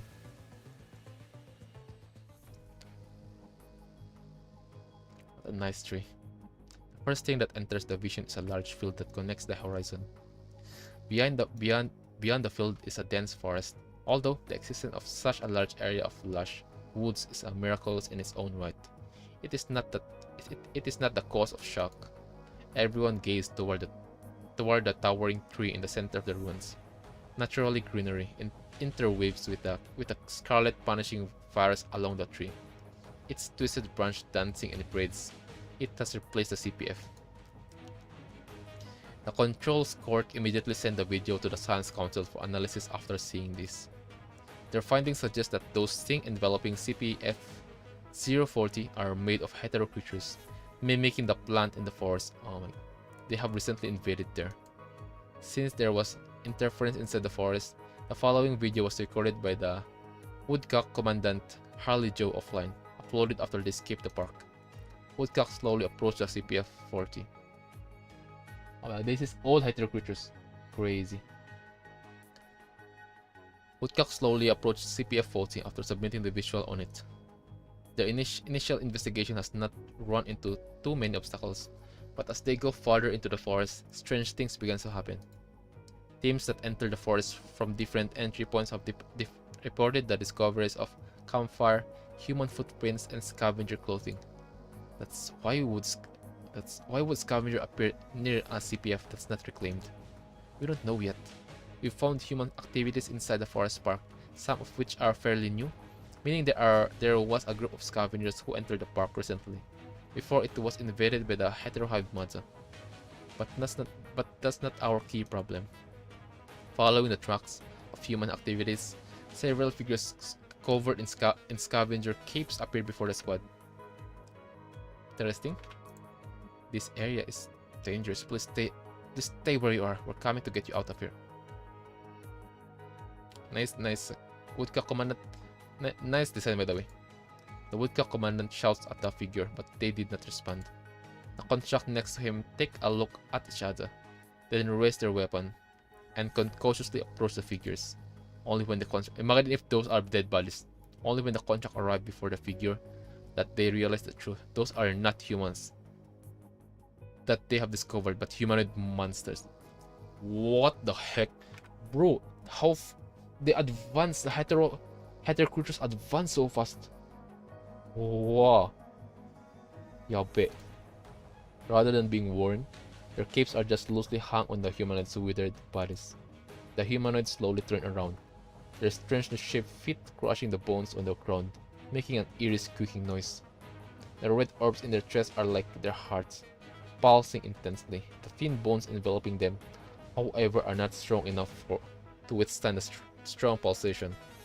Pieces of bone shattered from the vibration, falling off their bodies into the ground, crushed by their feet. New bone structures immediately grew from their orbs, covering them once more before breaking and regrowing. What the heck? Behind all of them hung a smooth, translucent string, within which lands intricate veins and nerves like an umbilical cord. These figures attached to the cord are like newborn babies, making about stiffly with their deafening cries. No doubt they are hetero creatures. The Science Council are calling them heterosapiens for now. The arrival of heterosapiens signals a grave danger. The hetero creature's evolution mimicking Earth's ecosystem has reached the stage of Homo sapien. Oh shit, bro. This span is just bro months different after after us discovering hetero creature, right? The red tide. This is just a month's time span difference after our first encounter with the after our first encounter with the red tide. Damn. And now this is how this is how much it's grown within that few months. Evidence shows that they are evolving much faster than we imagined. Yeah, it's not even years, it's just months. It took millions of years for apes and humans to evolve into separate species. Comparatively speaking, the hetero creatures have spent less than a blink of an eye. That's true. Our enemies have turned from beast to humanoid in a flash. What will they become in next? Fully. And they're going to end up being a little like how human works, how human looks. That is a horrifying but honest question. With how fast they are evolving, no one can predict how the enemies will present themselves next time. As the tree turns silent, a chilling video continues to play. A hetero sapiens extend their rotten fingers from under the capes and point toward the construct before them. Their mouths open and close cumbersomely, making strange twisted noises. This area is dangerous. Please stay where you are. We're coming to get you out of here. Oh my god, they are imitating.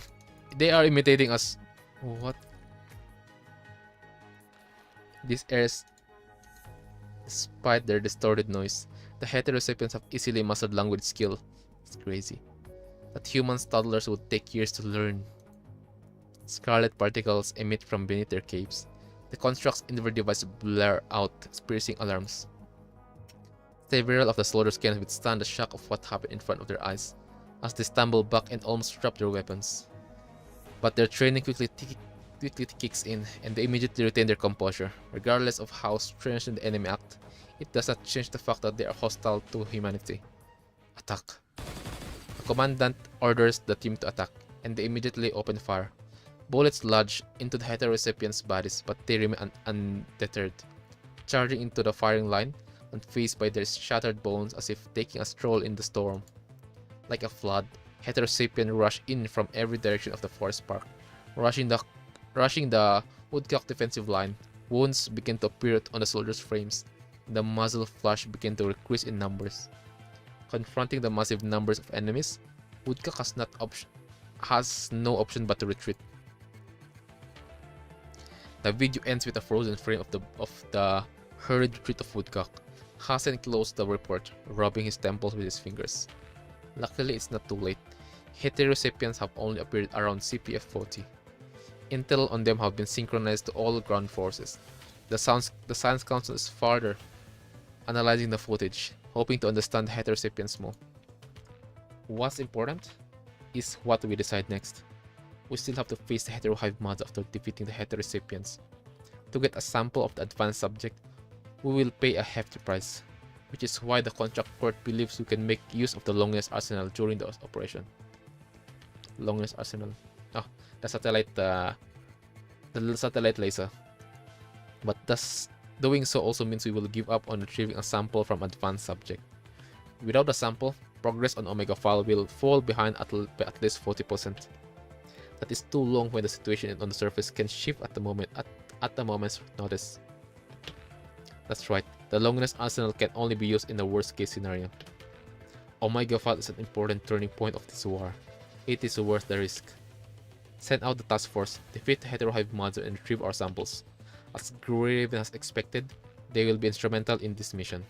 Now, we need other participants. Who do you have in mind? Cerberus? Hasen, if Hasen look at Nicola, that means bro gonna command bring Cerberus on the front line. Hasen looks at Nicola. He paused for a second before speaking a name. Hans. Ah. Oh. Commandant Hans. Alright, interesting. His strength is crucial to this operation. Rear Raven with their specialized frame is our assault breacher vehicle for the Heterohive Mother.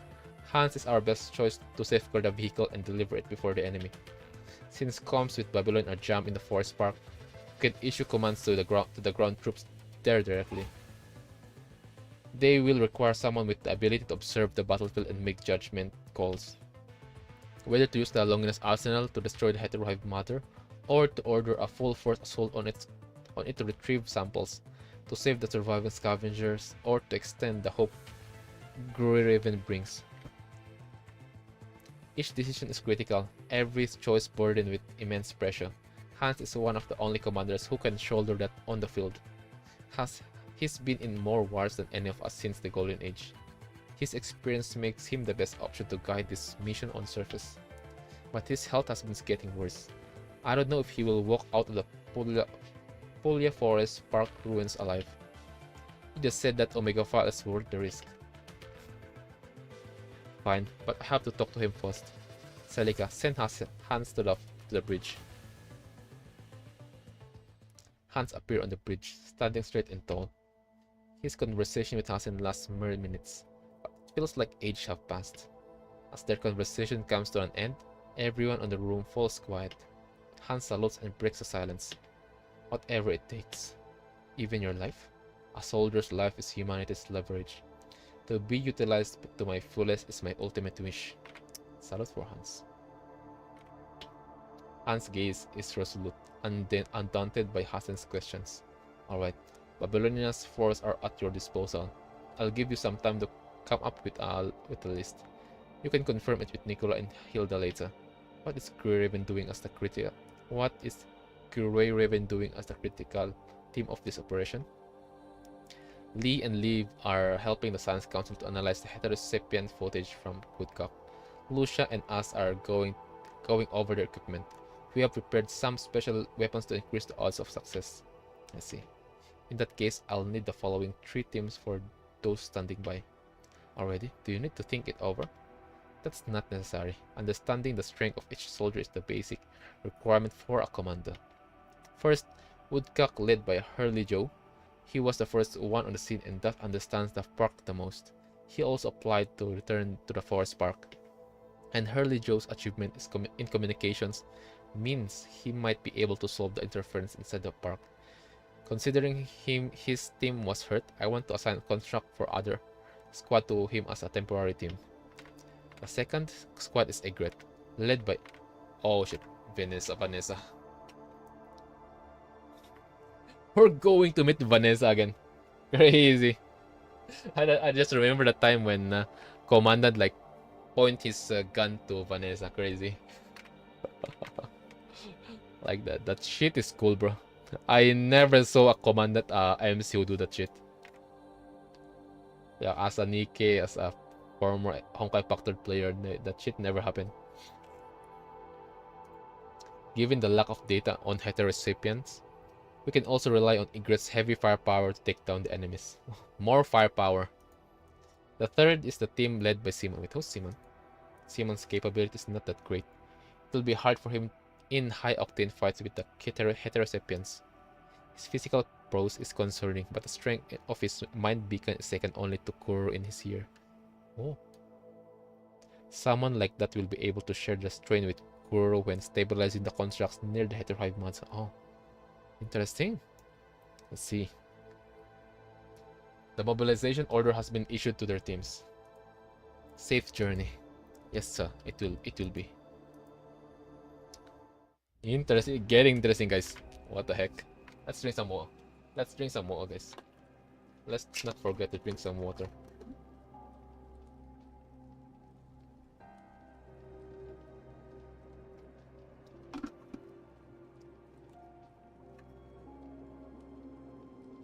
Drink some tea. Barley tea.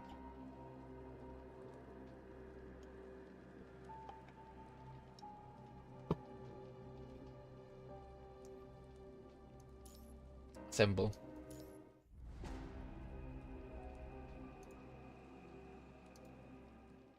Evernight beat. A transport craft drags its light blue, flaming tail across the sky. You have finally returned to the front line. Your exposed skin, uncovered by the exoskeleton, can feel the moisture in the air, meaning there is sufficient rain in the area, which explains why the Polyphorus Park ruins could last on barren earth until now. There is no time to rest after the transport craft lands. Orders are issued to gather everyone together. Hans, like an unyielding oak, stands in the middle of the field, watching the contract teams before him with the eyes of a hawk. Soldiers. Hans is not very loud, but his voice is firm enough to reach every one of your ears, making you all stand straight. I'm sure you've read the briefs. I'm Hans, commander of the ground force in this mission. No matter your valor in the past, your job is to follow orders. My judgments take precedence in unexpected scenarios. Understood? You okay? After the familiar introduction, Hans cuts straight to the chase. I won't repeat how important this operation is. Based on Woodcock's initial reconnaissance, the advanced heterohive mother is located inside the yet to reclaim CPF-40 at the center of the Polyphorus Park ruins. That the one single team could not continue their investigation under the threat of the heterosapiens, so that duty is now an elite commandant here on your squad, and so that duty is okay. We have two objectives: study the heterosapiens and reclaim. Get a sample of heterohive mother. A contract pass a bit domain node to each commandant at Hans' order. Following the bit domain node once more. Cannot help but remember the fight with Wanshi against Siren. Time seems to rewind back to the moment Selena and your eyes met. Oh yeah, the flashback. First, your haze is interrupted by Hans' voice. With his hand behind him, Hans look at CPF-40. But guys, Commandant still don't know that he saved Selena, right? Because bro is so stressed on chapter is it extra chapter? No, it's on hidden story chapter. Yeah, anyway, yeah, extra story chapter 4 hidden. Bro is so stressed, like crazy. I think it's hidden, or it's the main. It's a exact like normal story. But yeah, around the extra story chapter 4, your haze is interrupted by Hans' voice. With his hands behind him, Hans looks at CPF-40 at the center of the Forest Park ruins. Locate and defeat the heterohive mother that is hiding inside CPF-40, and allow Grey Raven with their specialized frame to retrieve samples from it. When I decide that it's no longer feasible to retrieve the samples, or the mission to retrieve them has failed, I'll issue commands to install the bit domain node so we can guide the Luminous Arsenal and take out our enemies once and for all. Second, to save as many surviving scavengers we find on our way as possible. Hans pauses when he says it. Of course, that's best case scenario. Bro remembered what happened on extra story chapter 4. You've read the intel on heterosapiens, but I want you to remember what their appearance imply. The punishing virus has evolved beyond our understanding in the blink of an eye. Who knows how will they change after we enter the forest park? When the situation goes beyond our control and neither of our objective is feasible, we will prioritize installing the nodes in order to guide the Luminous Arsenal. If not, Babylonia will carry out a broad orbital strike with the Luminous Arsenal in the forest park ruins. Everything in the park, whether it is heterohive mother, scavengers, or us, will all turn to dust. As soldiers, we can't rely on miracles. Everyone must prepare for the worst case scenario. Yes, sir. All teams start preparing and get to know each other. The mission starts in 10 minutes. Alright, we can sleep now.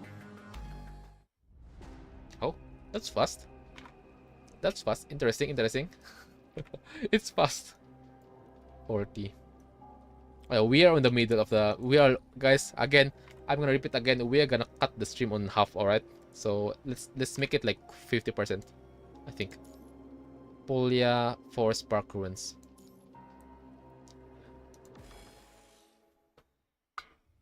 Although Hans has given everyone 10 minutes to ready up and get to know each other, the oppressiveness around the camp has made it hard for any of you to begin introducing yourselves. Each of you knows that enemies you will face inside the forest park ruins. A single mistake now is preparing your equipment can mean losing your life to the hetero recipients later. Lucia takes Lee and leaps to the edge of the forest to scout. You sit on the rock in a distance, checking the weapon in your hand. At that moment, you feel a sense of pressure coming from the side of your neck. Dodge. Oh yeah, Vanessa. That's Vanessa. I can smell her sword. Her weapon, I mean. You dodge back slightly and a combat knife slices along your neck, just missing it. Retaliate. Before you can see the face of your assailant, your body instinctively reacts. One of your hands strikes at the wrist that holds the combat knife. Him? Okay, never mind. Disarming him, your feet sweep across his legs as he stands there shocked and he falls to the ground. Oh, it's not Vanessa. Alright, I see. Interesting. I thought that's Vanessa. Hey? He tries to stand up, but before he can, you grab both his hands and press him down, bro. Bro, we are goated. We are literally yonking someone. Because this is how our commandant adapted. He adapted after what we experienced on getting being the subject of Kurono. Learn to protect ourselves. Also. I give up. That combat knife is not sharpened. The chief reaction speed is indeed as fast as Simon. Oh, the one who is they're saying that comparable to us. Our yeah, the one that I compare. The one that Hans added on the list on the group to like join on this mission. Simon, man's voice raised from underneath you. That is when you notice that he is also wearing the uniform of a Babylonia commandant. Spit, spit. He turns around, trying to spit out the mud and grass he accidentally swallowed when he fell to the ground. That is how you finally see his face clearly. He's none other than Harley Joe, the woodcock commandant you saw in the video footage. Yo, what's up? This is the first time we met, yeah? Of course, I guess so. I told you what would happen and you still did it. Are you just a fool? It's rare to get an opportunity to train with the chief one-on-one. You hear a female voice nearby. Female? Interesting. The other one comparable to us, Simon, is female. Interesting. You hear a female voice nearby. A mechanical arm behind her back lifting along with her 2 arms. Those arms might be mechanical, but instead of looking rugged, they gracefully perform the give-up gesture like real arms. Oh, what's up? I give up. Can you let the fool go? Refuse. You have no idea that she was there before she raised her voice. If she wanted, the man underneath you would have been free for a while ago. Speaking up before intercepting is a token of respect.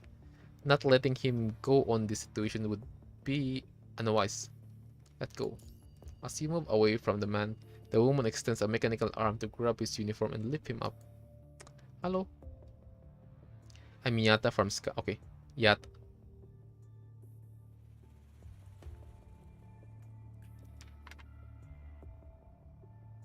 I just realized, yeah, this is Vanessa. Fuck it, no. I mean, Yata. Yeah, I just realized, did I heard her name before? Yata? On the one when Moriah is like retrieving something? On chapter 13, Fake Ascension? I'm not sure though. Scarab, my commandant being Valeria, but I've been assigned as a temporary squad member working with Commandant Harley Joe. Harley Joe is the name of this fool. Yata points at him as she speaks, and Harley Joe grins brightly. Come on, can't you say my name right? I can't. Fool fits you more, weirdo. Fine, nicknames are a sign of trust. I'll consider that you accepted me as your temporary commandant, Yata. So why are you here? I can barely breathe with how oppressive the camp feels. If the commander is giving us time, I'm going to use it. Let me introduce myself properly. I'm Harley Joe, a commandant from your year like Simon. I'm me. Yeah, I know. Simon doesn't stop talking about you. Harley Joe wipes off the dirt on him and walks toward you. Yatta walks to the side, observing the surroundings, alerted. I suppose you must have seen the footage we Woodcock sent back. Most of my team was hurt during that encounter, and are all getting treated at the nearest conservation area. Are you worried about them? Of course I am, but none of them were seriously wounded. Why are you back by yourself? Instead of simply worrying by my companion's sides, I'd rather teach the heterosapiens who hurt them a lesson. Bro is Bro's plan to take revenge. Which is why I applied to return here. Being only slightly hurt, that's how I'm back in a temporary team with Yatta. Aren't you nervous? Regarding the heterosapiens? The trust is I'm scared shitless. You can feel it yourself. The truth is I'm scared shitless, alright. He grabs your hand and lays it on the top of his wrist. His intense pulse confirms his story, and the whispery tone he takes when he talks about the heterosapiens suggests the same thing. As a soldier, I thought I'd seen my share of powerful enemies, and I'd long forgotten what fear feels like. The heterosapiens don't look scary, and they aren't particularly powerful. The fear they cause stems from how little we know about the Panacea. The fear of the unknown. That's the most annoying stuff during war. I feel like the punishing virus is adapting to the Earth's environment more and more. It's evolved into the humanoid heterosapiens in such a short period of time. What is it after next? To replace humans and rule Earth as an entirely new life form? It's scary to think about it, isn't it? Of course, I have to be back to prevent that from happening. This is Earth. If anything should get kicked out, it is the punishing virus. Not to mention that conquering our fear, defeating the enemy, and acquiring victory are what we soldier folks do. If we don't stand on the front line, who will, civilians? I don't want what happened to me. I don't want what happened to me happen to more people. What? Oh, nothing? Forget it. Oh. Interesting, Harley Joe. Interesting. By the way, we don't want to be too nervous. A tense bowstring will make the bow snap quicker. I guess that was why the commander was asking us to introduce ourselves. Therefore, I deem the vibe in the camp extremely unhealthy. I shall remedy that. Oh Yatta. Why are you studying farther and farther away? Both of you are not vigilant enough. You should put some distance between you the first time you meet, not chatting the way you did. Speaking with which, where's Simon? Oh yeah, I just realized that it is the dude that we met on on extra story chapter 4. Yeah, no, Umberia. I just realized Simon. Who the heck is a Simon? Oh yeah, the one that we met on when we are back on Arrow. Are you looking for me? You hear Simon's voice at the mention of him, and you see him leaning on the construct next to him, whipping the corner of his mouth clean with his hand weakly. Harley Joe immediately walks up and holds him steady with the construct when he sees Simon. Simon, are you okay? I'm still not used to that transportation craft. You looked fine when we gathered earlier. Because Hans looked scary. Oh, repressing your physical discomfort with sheer fear, huh? Commander, they are? Oh, they are our friends. Don't worry, baby girl. As you talk, Lucia and the others return from the edge of the forest, confused of the sight of the multiple unfamiliar squads. I'm Harley Joe, and this is my good buddy, Yatta. Don't say that. We're not that close. Just a temporary squad member and her temporary commandant. This is Simon, and this is his teammates. Harley Joe completely ignores Yatta's correction and continues to introduce everyone. 10 minutes are over. Gather up. We're heading into the forest park. Hans' voice shows up near Simon out of nowhere. He jumps off dramatically away from Harley Joe and the contract holding him. Silence. Before we know more about the heterosapiens, we can rule out that loud noise would attract them. Hans gives Simon a deadly stare before waving his hand, and his teammates immediately spread out, preparing for attacks from the heterosapiens. Egret, oh shit, led by Vanessa, also walked up from the side and stand next to me. Found anything during preparation? I picked up some plants and gave them a taste, analyzing them now. What about the heterosapiens? Nothing about them. But there is some information about this park we didn't record. Woodcock tried to clear out the plant in our way to quickly approach the CPF-40, but the red glowing trees spilled out some strange liquid and raised the punishing vice concentration in nearby area about. I think that's a freaking red tide. That red soup is related to the red tide, I think. Probably. Undamaged plants didn't do anything similar. It might be related to the hetero plants adhering to their surfaces. Also, you know what I noticed? The plants here is similar to the plants on the hetero hive mother on the sewer, on the place on that specific battlefield when we are fighting the hetero hive mother. It's kind of crazy. The red trees. Oh, and I named the plants with the characteristics of the hetero creature. Hetero plants. Clearing the plants without damaging the red matter is quite difficult. So my educated guess is that mass destruction of hetero plants will result in irreversible damage to the Forest Park ruins and the surrounding areas. To avoid an unnecessary rise in infection rate, I feel like it's best as I report this before we enter the park. It's a funny assets here. This is bullshit, Vanessa again. We're back. How annoying. I was expecting something more useful. By the way, chat, is Vanessa human? Is she human? Or she already become a construct? Because I just remember she's literally punching the construct, so I think she is already a construct. Her body is already a construct, not a human. Vanessa groans, no longer looking at Harley Joe. What is this hostility? What's Egret's progress? We tried the sky, it didn't work. Short distance flight across the trees were immediately met with surface-to-air attacks. Isn't this a forest? What surface-to-air weapons are there? That wouldn't be a human defense system. Those had to be attacks from the hetero creatures. That's what it was. They turned themselves into cannons hovering mid-air, and when they encountered us, they launched themselves at extremely high speed in a suicide attack. Crazy. Have the hetero creatures developed this kind of tactics already? Not a good sign. Not at all. And they were smart. They only attack targets in the air that approached the giant tree. The closer we are, the more frequent their attacks were. That might be why our transport craft wasn't attacked, having landed on the outskirts. I see.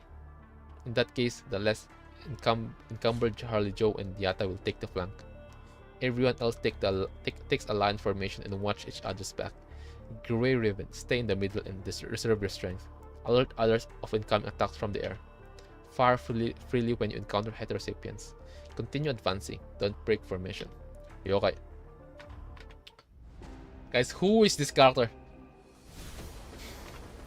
Anyways, stay focused. Take caution, we don't... Okay.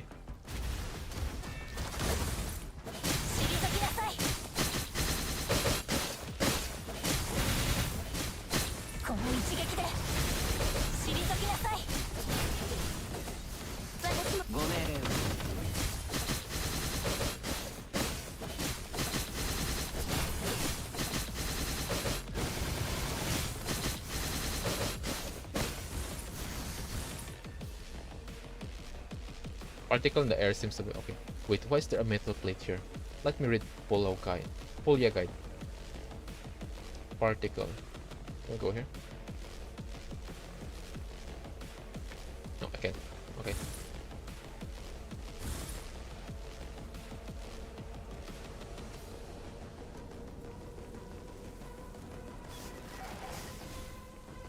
Yeah, then I have plank on. Periodic. This is the month. I just noticed. What the fuck? Bro, they look like a zombie. Like crazy. Karasubayo. Oh.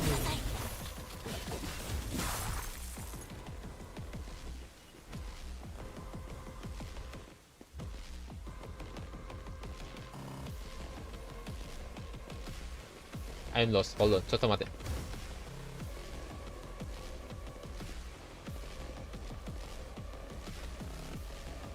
From the same direction.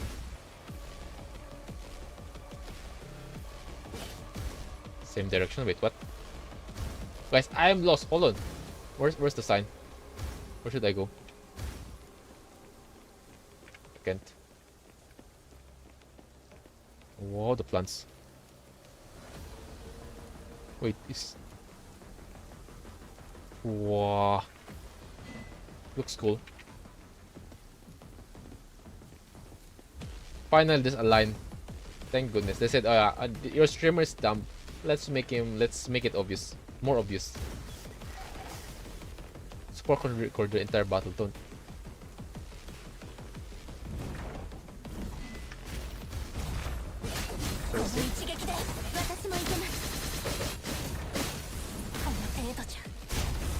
Oh, but they're becoming Spider-Man.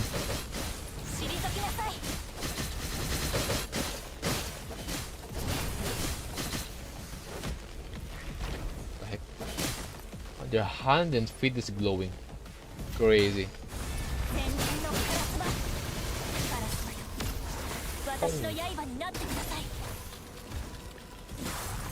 Hey.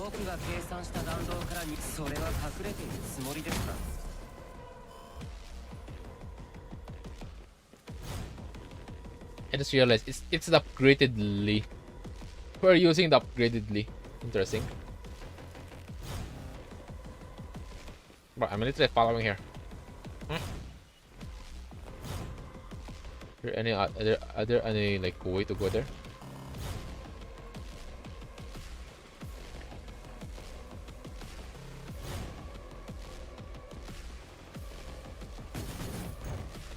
Find out where the punishing virus particles came from. Bro, I'm already going here. But there's a sign here, right? There's a gold. There's a gold. Bro. What the heck is that glowing effect?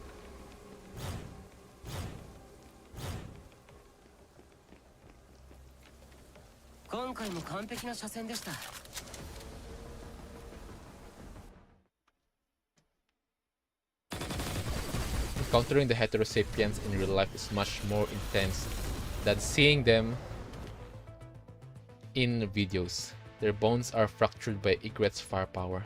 Their fragments hitting your exoskeleton with a dull thud.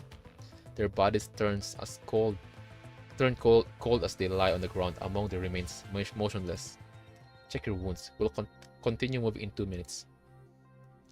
You all begin to carry out inspections and repairs as you receive your orders. Your head is slowly recovering from the spike of adrenaline, but you can still hear the voice of Heterosapien from all corners of the forest park ruins, warning you not to let your guard down. The cyclic comms interference happens to stop now, and you all receive a transmission at the same time. Attention. All ground force, important message from Babylonia. I repeat, attention. To avoid the comms interference cutting this message short, we are sending the recorded message to your terminals repeatedly offline. Please download the attachment once you are in safe position. Hans open the attachments of... Oh, it's the Gabriel soup. Hans opened the attachment after hearing the message, and the video attached the display in an ever familiar red tide. This is this is the last time. This is the last time we step on the front line, like with Hans. Above the red tide, a static corrupted frozen in place. Scarlet liquid spilling, scarlet Gabriel soup spilling out from the gaps of their bodies. This liquid flows to the ground along their bodies, forming multiple small pools of the red tides. Afterward, the red tides devour this corrupted. Oh my god! They are making the red tide is making an upgrade version of the corrupted. Afterward, the red tides devour those corrupted before Heterosapiens crawl out from the crimson liquid. The Heterosapiens originally thought that to only appear in Poli Forest Park ruins are rising from the red tides in the video. Oh shit. Oh shit. They step away from the tide and attack everything on their way. And the reaction from the ones attack us all but unfamiliar. This is the red tide. They are there is no more corrupted. It's already a upgrade version of the corrupted. It's literally a they become all of them become a heterosapien. In the footage, the victims' bodies break up after being attacked by the heterosapiens, falling to the ground before dissolving and reforming by the heterosapien strikes, regardless if they are mechanics or humans. Yes, it's CT75. You have seen that in CT75 multiple times through the Spear of FOS, the manifestation of being devoured by the red tide. Hassen shows up at the end of the projection, his expression solemn, and explains what is happening everywhere on Earth. As you can see, the new heterosapiens are showing up everywhere around the globe. Hetero creatures, as a product of the punishing virus, are rising from mechanisms that have been infected. They form small-scale red tide everywhere with the corrupt activities, breaking down the machines and attacking humans, rapidly raising the virus concentration in the area and turning more and more areas in dead zones. Based on our observation, the global punishing virus concentration is rising exponentially. How did that happen? Didn't we clear out the red tide in the previous mission? We do clear, but we're talking about red tide. They are evolving. Technically, some areas were cleared of the red tide. We never understood how the red tide appeared. We only knew that it would show up near a powerful hetero creature, which is why Babylonia could tackle the red tide problem by taking down the polyfish and siren.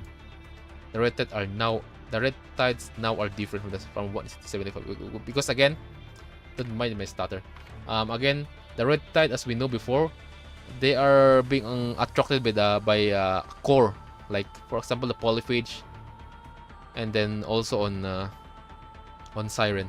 This time, they are self-sufficient. They can literally grow. They can literally like survive themselves. Which is now they are already adapting, evolving, being have a humanoid form. It's kind of crazy.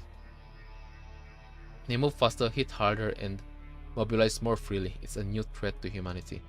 Babylon is actively preparing a response for it.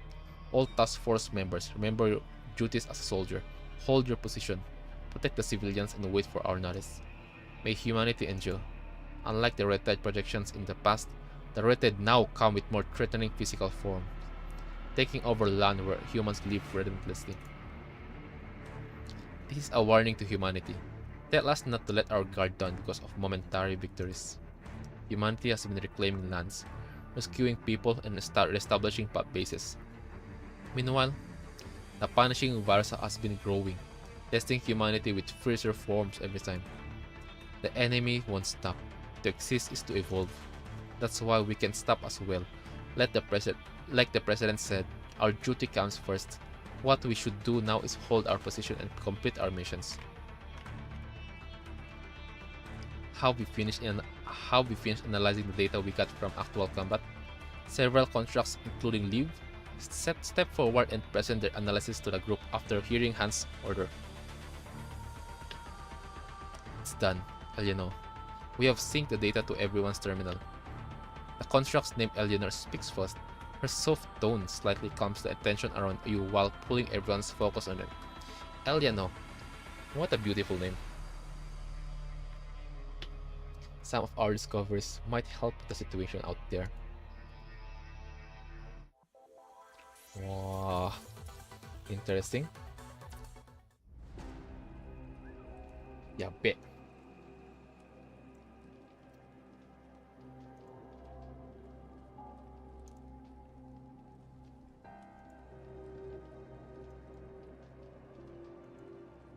Okay, let's do one more. Clockwork.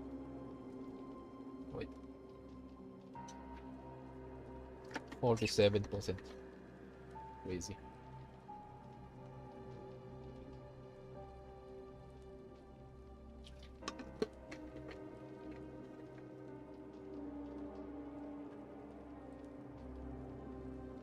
Let's do one more, guys. How many hours did you stream? What's that? 2 hours 20 minutes. Given the physical feedback we got when fighting the heterosapiens, we once believed they didn't consist of any sensory organs for pain, but we got a complete opposite conclusion after our analysis. Oh man, the heterosapiens already having body parts. Sensory receptors are incredibly active. What the heck? What's next? Body parts, veins, cells, blood, next brain? Oh shit. Damn! Liv points to the heterosapiens diagram before her. Extremely potent electric signals spread in their nervous system after they're hurt. Unlike humans, however, the signal doesn't end in their brains, but in their umbilical cords. They're uploading those signals. To whom? To where? Right. Although they have developed humanoid forms, the heterosapiens have yet to develop a human-like society. They still maintain an insect-like hive mind. The heterosapiens form the receiving ends of the nervous system that is set throughout the forest park, uploading the stimuli from the outside world and letting the central system process all the information. Like a spider web. The closer we are to the CPF, the more heterosapiens there are, like insects protecting their queen. Hives, floating signals. To someone. That was why Liv said we might be able to help with the situation out there. Right? Heterosapiens always show up in a group, like cells growing underneath the skin. The signals will be uploaded until they have been gathered and organized. Before those signals are uploaded, the heterosapiens are sharing their senses. If we dislodge the umbilical cord that are used for uploading the sensory stimuli, they will have to experience those stimuli themselves, failing to handle the input. Their frail bodies will break. Oh, we see a weakness of we are seeing a weakness of the heterosapiens. They will be hindered, if not paralyzed. Right? Their extremely sensitive sensory organs will become their biggest weakness in this case, which means breaking one will cause a chain reaction. I get it. Domino effect.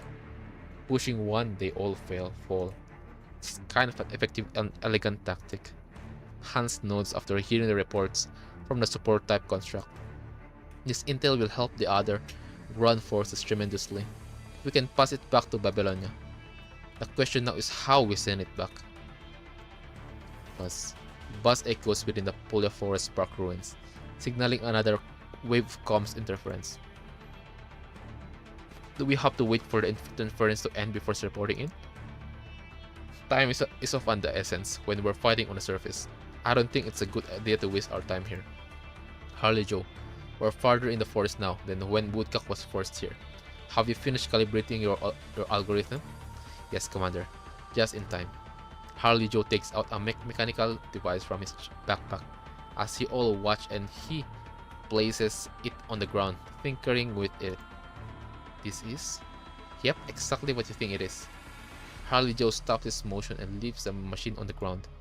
Now, everyone, try to communicate without using your voice or your audio module. Why bother results the same one anyway? Hehe, so you got it. It's a comms amplifier. I mean, Lee knew that because bro is technician. That's right, I modified it myself. We couldn't use it since I wasn't done calibrating it. But after the last few cycles of interference, I have calculated the optimal amplifying level in the forest park. Vanessa takes a few steps back, distancing herself from Harley Joe. Sure, but the effective range isn't ideal. Bro, remove her mask. We can fix that if we just adjust the way it's wired like this. Oh, look at how proficient you are. Not my choice. Short halt made me learn it. Her mechanical arms picks up the device on the ground like technical tentacles, navigating inside it smoothly and deftly rewiring it. I see. This will increase the effective range of a single unit. Those are some very impressive skills in modifying a device like this. Hold on. Did you just say a single unit? Yeah, heard me. This is what we're gonna do next. Harley Joe flips over his backpack and pours out a pile of these devices, all stacks up into a small hill by his feet. Bro is prepared. I'll be calibrating them, and Yata will be deploying them. As long as they aren't destroyed, we can contact Babylonia when the network of these amplifiers reach a certain scale, even with the comms interference. Sounds like a lot of work. Someone has to do it. Fine, you're my temporary commandant, so I'll listen to you. Criticism can wait till it's over. Alright, breaks over. All teams will advance in a wedge formation. Igret will lead, Grey River and my team will take the rear. Harley, Joe, and Yata will stay behind, the team to take care of whatever enemy remains and deploy comms amplifiers. Simon's team will cover them during setup. Hans gives every... Ooh, oh my god, BGM!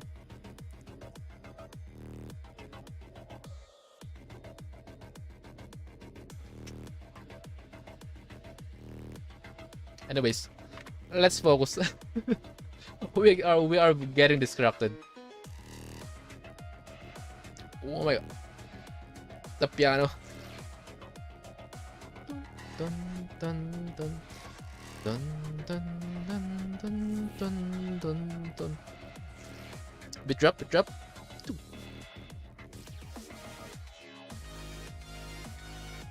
Ooh. Dang, Acro Games. Good job. With the audio. Hans gives every one of your orders, turning the different team into tightly connected gears, each of you in your most suitable position with your duties. He winds up the war machine that is you all, the elites of Babylonia, and you march on towards CPF-40. That's so good. Okay guys, we are done with half of chapter 16.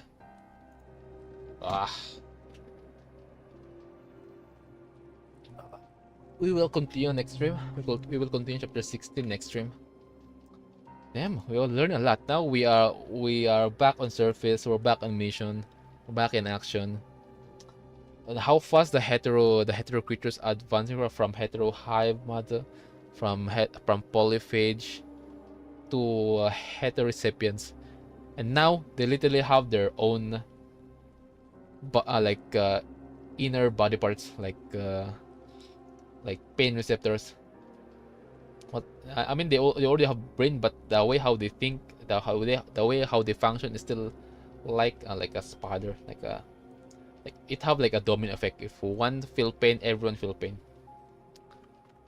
Crazy guys. This is just, again, I repeat again, this is just like comparing to us. I repeat what what they said, that this is like a blink of an eye how fast they evolve. Crazy. Okay guys, we are done with chapter half of the story. So guys, see you next stream of we will continue next stream of PGR on when if I'm not gonna stream tomorrow, because again tomorrow is Sunday, so it's our break day, so I'm not even sure if I'm gonna stream tomorrow. So yeah, next stream of PGR will be on Tuesday, if not tomorrow. So because again, streaming games for us is Tuesday, Thursday, and Saturday. For Sunday, it's rare for me to stream for games and stuff. So yeah, see you guys, and then guys, thanks for staying. Thanks for staying, King Xmal, Infinite Zero, and for those new subscribers on our YouTube. And then yeah, also those who want to become moderators, guys, for PGR, I'm looking for one player from EU, from USA, from one player also from SIA, and one from PH if you're here. So yeah guys, thanks for staying, and then see you next PGR stream. Bye bye. Mata ne. Johnny. Oh my King Xmal, you're back. I'm done. We are literally done, like, because my plan is like because I noticed the story is long, and then I'm like this time I plan to like cut the stream to like half, like cut the story in half. So we already finished like half half of chapter. We're only 54%. So yeah, don't worry, King Xmal. I will probably we're going to probably stream on. Fuck. We're going to continue streaming. Probably tomorrow if I want. If someone persists me on our Discord server, if you guys persist, maybe I can think about it. But yeah. So yeah.